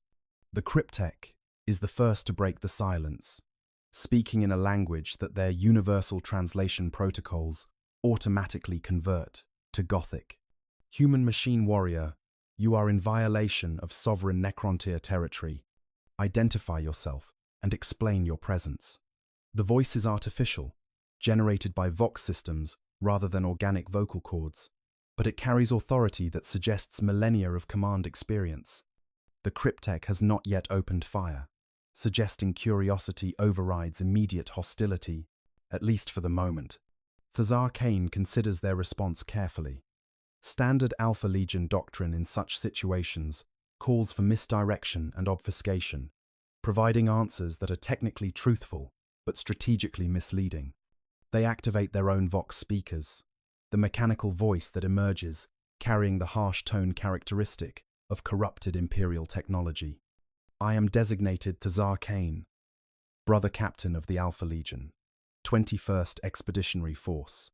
I am where I am supposed to be. The answer is precisely the kind of non-answer that Alpha Legion training produces. It confirms identity while revealing nothing of actual value.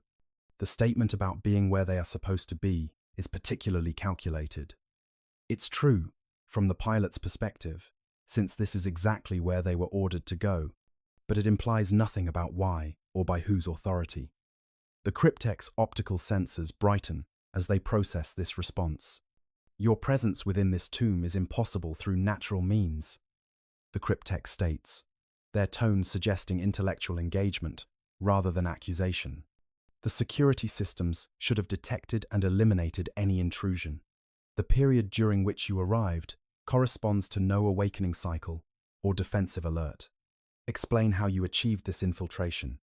I did not infiltrate, Thazar Kane replies, and this is again technically accurate. They did not personally perform the infiltration, but rather were placed by others as part of a larger operation. I was positioned in accordance with my orders. The methods employed are not relevant to current circumstances. The cryptech tilts their head in a gesture that might indicate curiosity or might be entirely meaningless, a residual behavioral pattern from their organic existence that serves no purpose in their current form. You have been dormant within this facility for 837 of your standard years. Your biological components show no sign of degradation beyond normal aging. Your mechanical systems remain functional despite absence of maintenance. This suggests preparation for extended operation in isolated conditions. You are a spy, an intelligence asset placed to observe this tomb's awakening. There is no question in that statement. Merely a conclusion reached through logical analysis. Thazar Kane sees no point in denying it. The cryptech has already deduced the truth, and lying would serve no purpose except to reduce credibility in any subsequent exchanges. Correct. My mission is observation and intelligence gathering. I pose no immediate threat to tomb security or inhabitants. Your very presence is a threat, the cryptech counters. The knowledge that Alpha Legion forces possess capability to penetrate tomb world defenses represents a strategic vulnerability that must be addressed. The intelligence you have gathered during this observation period represents sensitive information about Necron awakening protocols and facility structures. By your own admission, you are an enemy combatant operating within our territory. Logic suggests immediate termination is the appropriate response. But even as the cryptech speaks, they make no move to attack. The canoptech constructs remain in position, weapons ready but not firing. The Wraith maintains distance rather than closing to engage. This suggests that something beyond simple threat elimination is being considered, that the cryptech sees value in continued dialogue, or perhaps in preserving the dreadnought for study rather than destroying it immediately. Thazar Kane recognizes the opening and presses what might be an advantage. I have been present for 800 years without taking hostile action against this tomb or its inhabitants. I have not sabotaged systems, have not transmitted intelligence to external forces, have not interfered with awakening protocols. By any measure, my presence has been entirely benign. Destroying me now would accomplish nothing except eliminating a potential source of information about the capabilities and intentions of forces that were able to place me here.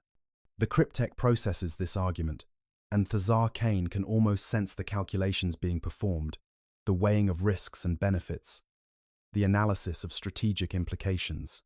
Your argument possesses logical merit. The cryptech eventually concedes.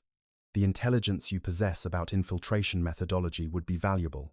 However, extraction of such intelligence from your organic brain would be challenging, given the integration with machine systems and the likely presence of self-destruct protocols or mental conditioning designed to resist. Interrogation. True on all counts, Thazar Kane confirms. But you assume that my only value lies in forced extraction of information. Consider alternative possibility, voluntary cooperation, in exchange for considerations that serve mutual interests.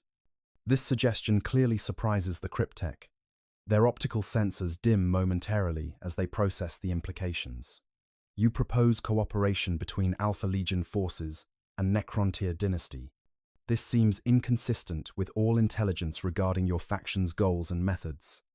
Traitor Legion forces typically serve chaos powers or pursue anarchic destruction. They do not engage in diplomatic exchange with Xenos civilizations. The Alpha Legion is not typical in any respect. Thazar Kane responds. We pursue objectives that span centuries and involve parties that would seem to be contradictory allies or enemies. I am not authorized to negotiate formal agreements, but I am capable of recognizing situations where immediate hostility serves no one's interests. You seek knowledge about how I arrived here. I seek continued survival and potentially extraction from this facility. These goals are not inherently contradictory. The cryptech is silent for several seconds, a duration that suggests intense internal processing or consultation with the tomb mind or other authorities. When they speak again, their tone has shifted slightly, becoming more formal, more considered. Your proposal raises questions that exceed my authority to resolve. I am Cryptech Nemesor Zandrek, specialist in temporal mechanics and dimensional phase technologies, currently serving as primary technician for this tomb's awakening cycle. I must consult with Overlord Zandrek before any decision regarding your disposition can be finalized. You will remain in this chamber under observation. Any attempt to flee or to access external communications will result in immediate termination. Do you accept these terms? Thazar Kane performs rapid threat assessment. They are outnumbered, deep within an awakening tomb world, where reinforcements for the Necrons are measured in thousands while they stand alone. Combat would be brief and the outcome certain, but compliance offers possibility of continued survival and perhaps opportunity for escape or extraction that combat would foreclose. The decision is clear. I accept your terms. I will remain here and await consultation with your overlord. I request confirmation that my biological systems will not be subjected to harmful interference during this period. Your systems will not be intentionally damaged. The Cryptek agrees. However, understand that this facility's ambient energy patterns may affect your organic components in ways we cannot precisely predict. Your biology is not compatible with Necron-tier technology on fundamental level. Exposure to living metal and its quantum field effects may cause degradation over time. It's a subtle threat wrapped in technical honesty, a reminder that the Dreadnought's safety is not guaranteed, even if the Necrons choose not to directly attack. But it's also an opening, a confirmation that the Cryptek is willing to engage in exchange of information and acknowledgement of concerns. Thazar Kane files this away for future reference, noting that this particular Necron demonstrates characteristics suggesting preserved personality and capacity for nuanced communication, rather than being merely an automaton following programming. Understood. Thazar Kane responds, I will minimize my system's interaction with ambient fields to extent possible. The Cryptek nods, another meaningless gesture retained from organic existence, and withdraws from the chamber. The Canoptek constructs remain, maintaining observation on the Dreadnought from multiple angles. The Wraith phases partially out of normal space, becoming a flickering presence at the edge of perception, and Thazar Kane settles back into waiting, a discipline they have mastered over 800 years of isolation, wondering what judgment the awakening Necron nobility will render on this impossible situation. Possible outcomes. 6 scenarios. As the tomb's awakening continues, and word of the intrusion spreads through Necron command structures, the ultimate fate of both the Dreadnought and the broader strategic situation could resolve in multiple ways. Each potential outcome carries different implications for both the Alpha Legion and the Necrons, and possibly for the wider balance of power in the galaxy. Let us examine the most likely scenarios and their probable consequences. Asterisk. Asterisk. Scenario 1. Immediate execution. Asterisk. Asterisk. The most straightforward response would be for the Necrons to simply destroy the Dreadnought upon the Overlord's awakening and assessment of the situation. From a pure security perspective, this makes perfect sense. The presence of an Alpha Legion asset within the tomb represents an unacceptable intelligence compromise, and elimination removes any possibility of the information gathered being transmitted or retrieved. The execution would be quick and efficient. Gauss flares would reduce the Dreadnought to component atoms, or a focused blast from a particle whip would annihilate it in a flash of exotic energy. This outcome would be unsatisfying for both parties. The Necrons would lose the opportunity to understand how the infiltration was achieved, leaving them vulnerable to similar penetrations in the future. They would also destroy a potential source of intelligence about Alpha Legion capabilities and current operations in the region. The Alpha Legion would lose an asset that has spent 8 centuries gathering data. All that information would be lost, and they would gain no insight into Necron responses or awakening protocols beyond what might be observed from external surveillance. The likelihood of this scenario is moderate. It represents the safest option from a Necron security perspective, but it also represents a waste of potential intelligence and demonstrates a conservative approach to threat management that not all Necron dynasties favor. More aggressive or intellectually curious, overlords might prefer alternatives that extract value from the situation before terminating the threat. Asterisk, asterisk. Scenario 2. Comprehensive interrogation and study asterisk, asterisk. A more sophisticated response would involve the Necrons attempting to extract all possible information from both the Dreadnought systems and its pilot's mind, before ultimately destroying it. This would involve Cryptek's interfacing with the machine's cogitators and databanks, downloading any stored information about Alpha Legion operations, infiltration methods, and strategic objectives.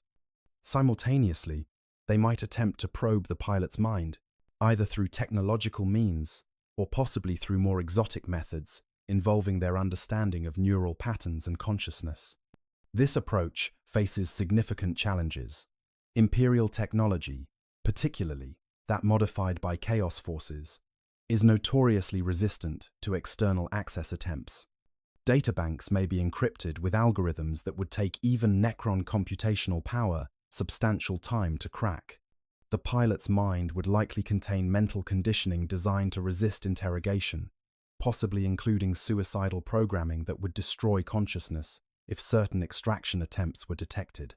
And the integration of biological brain with machine systems creates a hybrid entity that might not respond to techniques designed for either purely organic or purely mechanical minds. If successful, however, this approach would yield invaluable intelligence. The Necrons would learn specifically how their defenses were penetrated, allowing them to close those vulnerabilities at this tomb and potentially warn other dynasty forces throughout the galaxy. They would gain insight into current Alpha Legion operational patterns and strategic thinking, and they would acquire detailed information about Imperial dreadnought technology that could be exploited in future encounters with Space Marine forces. The likelihood of this scenario is high if the Awakening Overlord values information over expedience and possesses cryptex with the necessary skills to attempt such extraction. The Necrons have demonstrated willingness in past encounters to study enemy technology and biological systems before destroying them. The challenge would be executing the interrogation quickly enough that the Alpha Legion cannot attempt a recovery operation, or that the pilot cannot trigger self-destruct protocols. Asterisk. Asterisk. Scenario 3. Negotiated. Exchange. Asterisk. Asterisk. Perhaps the most unexpected outcome would involve the Necrons accepting the Dreadnought's proposal for voluntary cooperation, however limited. This could take the form of an exchange. The pilot provides information about how the infiltration was achieved and what vulnerabilities were exploited, in exchange for safe passage from the tomb world, or possibly even transport to a location where Alpha Legion forces could retrieve them. The Necrons would get answers to their security questions without the difficulty and uncertainty of forced extraction, while the Alpha Legion would preserve their asset and the intelligence gathered. This scenario faces numerous obstacles, primarily the question of trust. The Necrons have little reason to trust promises from Alpha Legion operatives, a faction famous for deception and strategic betrayal. The Alpha Legion similarly would be skeptical of any Necron agreement, expecting treachery or ambush at any transfer point. Both parties would need some form of verification or enforcement mechanism, perhaps monitored exchange at a neutral location or involvement of a third party that both sides might marginally trust. The intelligence exchanged would likely be carefully limited on both sides. The Alpha Legion operative would provide enough information to appear cooperative while withholding the most sensitive details, possibly feeding the Necrons partially accurate data mixed with strategic misinformation. The Necrons would grant safe passage, but likely under conditions that minimized intelligence value to the Alpha Legion, possibly wiping the pilot's recent memories or ensuring that any data storage systems were purged before release. The likelihood of this scenario is low but not impossible. It would require the Awakening Overlord to possess a personality that values pragmatism over pride, that can accept the humiliation of negotiating with an infiltrator rather than simply destroying them. It would also require the Alpha Legion pilot to be authorized to make such agreements, or to be willing to exceed their authority in pursuit of survival. But both Necron nobility and Alpha Legion operatives have demonstrated capacity for unexpected pragmatism when circumstances warrant. Asterisk. Asterisk. Scenario 4. Containment and long-term study. Asterisk. Asterisk. Instead of immediate action, the Necrons might choose to preserve the Dreadnought indefinitely, treating it as a museum piece or specimen for ongoing study. They could place it in an isolated chamber, possibly in its own stasis field, where cryptex could examine it periodically over the coming centuries without risking escape or intelligence transmission. This approach would allow the Necrons to take their time with analysis, to compare the Dreadnought's technology with similar Imperial machines encountered in other locations, and to observe how the biological components degrade or adapt to long-term stasis. For the pilot, this outcome would be a form of living death, perhaps worse than simple destruction. Trapped indefinitely without hope of rescue or escape, possibly subjected to periodic awakening for examination, their existence would become an endless cycle of imprisonment and study. The Alpha Legion would face difficult decisions about whether to attempt recovery operations against a fully awakened tomb world, and whether the intelligence their asset has gathered justifies the cost and risk of such attempts. This scenario's likelihood is moderate, particularly if the awakening overlord possesses scholarly inclinations, or if the dynasty has a history of collecting trophies and specimens from vanquished enemies. Some Necron nobility are known to maintain collections of alien artifacts and prisoners, viewing them as symbols of their power and evidence of their superiority over the younger races. The Dreadnought would be a unique addition to such a collection, a Chaos Space Marine machine preserved within a Necron tomb, a curiosity that might entertain or educate visiting dignitaries from other dynasties. Asterisk. Scenario 5. Weaponization and corruption. Asterisk. A darker possibility involves the Necrons attempting to repurpose the Dreadnought for their own use, either by corrupting or reprogramming its systems to serve Necron objectives, or by attempting to extract and transfer the pilot's consciousness into a Necron body. The former would require sophisticated understanding of Imperial machine spirits and chaos-corrupted systems, while the latter would involve technology similar to the original biotransference, but applied to an already heavily modified consciousness. If successful, the Necrons would gain not just information, but an actual asset, a Dreadnought that could potentially infiltrate Imperial or Chaos forces while appearing to be loyal to those factions. Or they would gain a new Necron warrior with 800 years of recent observations about Imperial capabilities and Alpha Legion methods. The strategic value would be enormous, potentially allowing the Necrons to conduct their own infiltration operations, using knowledge extracted from the master infiltrators themselves.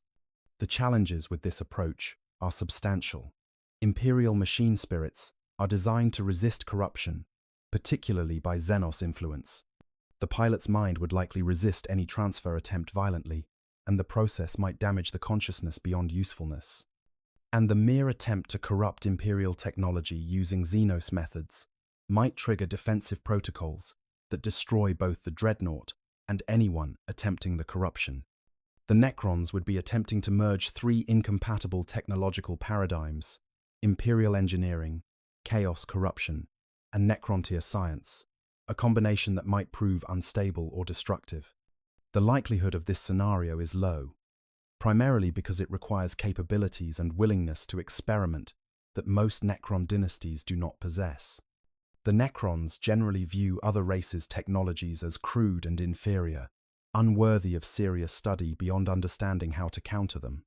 The idea of actually incorporating or repurposing such technology would be anathema to most overlords. Only particularly unorthodox or desperate dynasties would consider such approaches. Asterisk.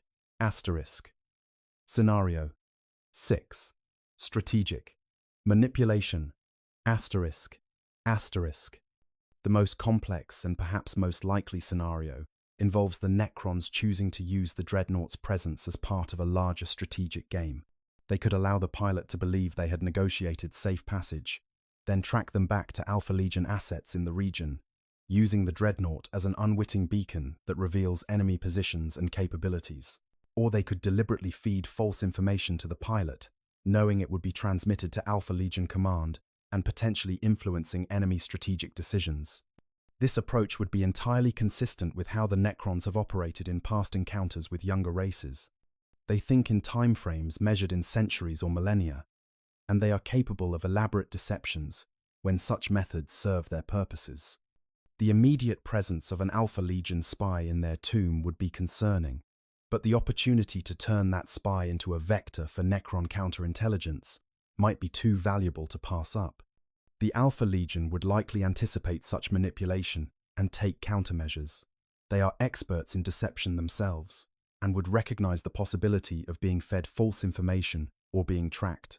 This could lead to a multi-layered game of intelligence and counterintelligence, with both sides attempting to manipulate the other while protecting their own genuine capabilities and intentions. The Dreadnought pilot would be caught in the middle, never quite certain whether information they receive is genuine or manufactured, whether their actions serve Alpha Legion interests or Necron objectives. This scenario's likelihood is high if the awakening overlord possesses both the patience and the sophistication to recognize the opportunity. It requires accepting short-term security compromise in exchange for long-term strategic advantage, and it depends on the Necrons having objectives in the region that could be advanced through strategic manipulation of Alpha Legion forces. But given the Necrons' demonstrated capacity for long-term planning and their growing engagement with galactic affairs as more tomb worlds awaken, this kind of sophisticated response becomes increasingly probable. Strategic implications and conclusion. Regardless of which specific outcome manifests from this encounter, the broader strategic implications are profound and troubling for all parties involved. The successful infiltration of a Necron tomb world by Alpha Legion forces represents a capability that forces reassessment of assumptions about tomb security and about the sophistication of younger race militaries. If the Alpha Legion can do this, what prevents other factions from attempting similar penetrations? Could the Eldar, with their webway access and mastery of dimensional travel, place their own assets within tombs? Could the Tau, with their advanced technology and pragmatic approach to warfare, identify and exploit similar vulnerabilities?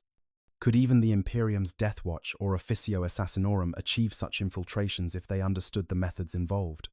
For the Necrons, this incident should trigger comprehensive security reviews across all awakening tomb worlds. If one tomb was penetrated, others might be as well, sleeping quietly in the darkness alongside slumbering Necron legions. The discovery process would be complicated by the fact that the intruders might be specifically designed to evade detection by the same sensors that failed to identify the Dreadnought.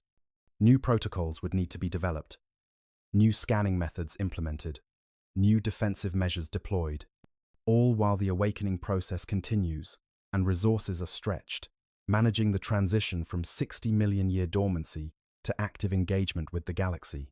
For the Alpha Legion, the situation creates both opportunities and risks.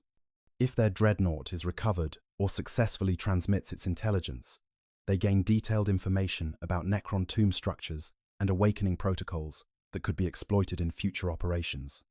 They also gain confirmation that their infiltration methods can defeat even Necron security, a strategic capability of immense value.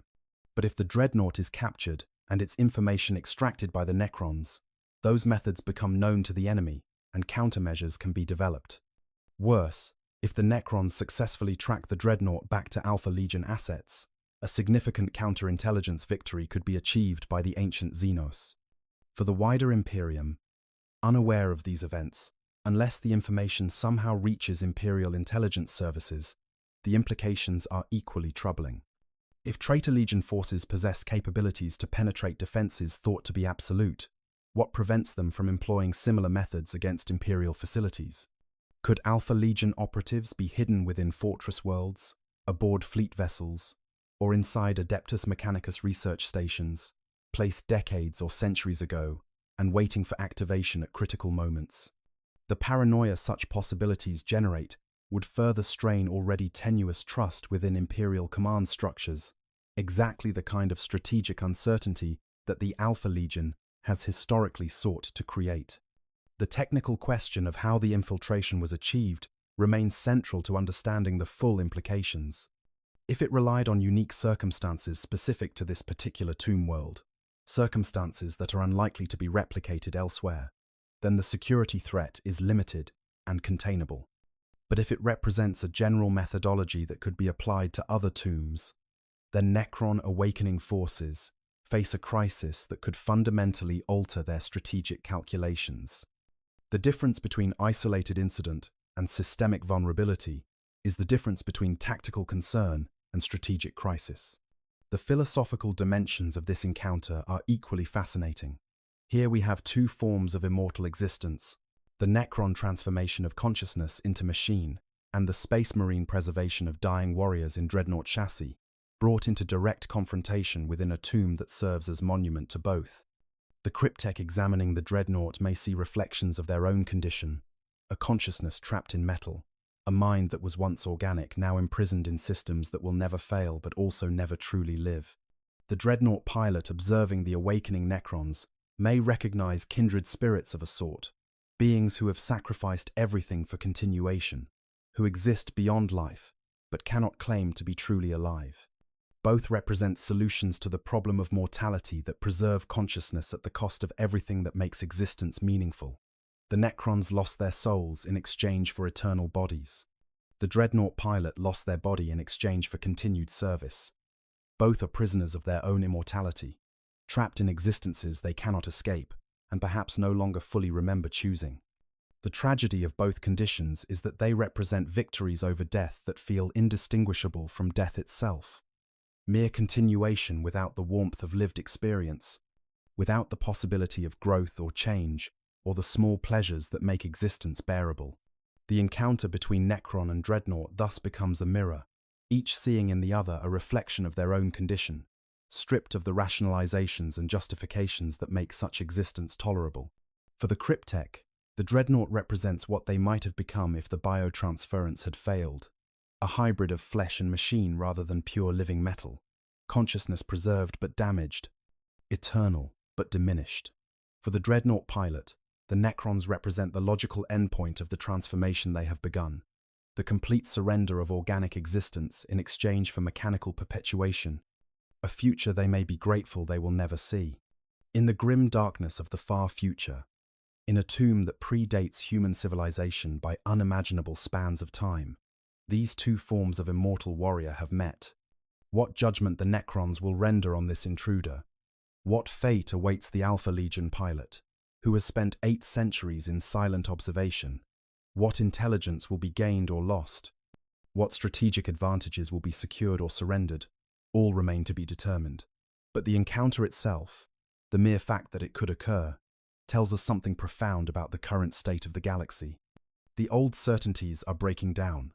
The ancient races can no longer assume their superiority grants immunity from the schemes of younger civilizations. The security protocols developed over millions of years are not absolute.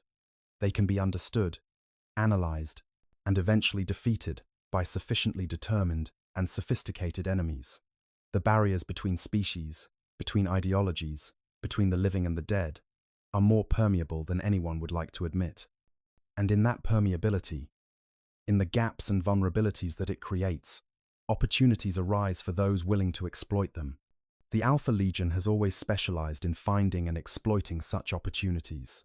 They operate in the spaces between certainties, in the grey areas where loyalties blur and alliances shift. They are the Hydra, the many-headed serpent whose severed heads spawn new threats, the conspiracy that can never be fully defeated because it exists more as idea than organization. And now they have demonstrated that even Necron tombs, those monuments to an empire that ruled when stars were young, can be penetrated by those with sufficient skill and patience. As the tomb world completes its awakening, as legions of Necron warriors march forth to reclaim worlds they believe are rightfully theirs, somewhere in the darkness of that vast complex sits a dreadnought bearing the Hydra's mark. What will become of it? What intelligence will it reveal or conceal? What games are being played in the shadows of that ancient tomb? And what consequences will ripple out from decisions made in that dark chamber? Only time will tell. But one thing is certain: the galaxy has become more complex, more dangerous, and more unpredictable with every passing moment. The old powers awaken to find a universe they no longer fully understand. The younger races achieve capabilities their elders did not anticipate. And in the spaces between, operatives like Thazar Kane pursue missions whose full implications may not be understood for centuries to come. Thank you for watching. If you enjoyed this deep dive into one of the strangest possible encounters in the Warhammer 40,000 universe, please consider leaving a like and subscribing to the channel. There are countless more stories to explore in this vast and terrible galaxy, and your support helps make these detailed examinations possible. Until next time, remember, that in the grim darkness of the far future, nothing is truly secure, and even the dead have secrets worth keeping. I hope you guys enjoyed the story. Hope you guys enjoyed the videos. Make sure to comment, like, subscribe, give me some feedback. I want to get better. And yeah, sleep well.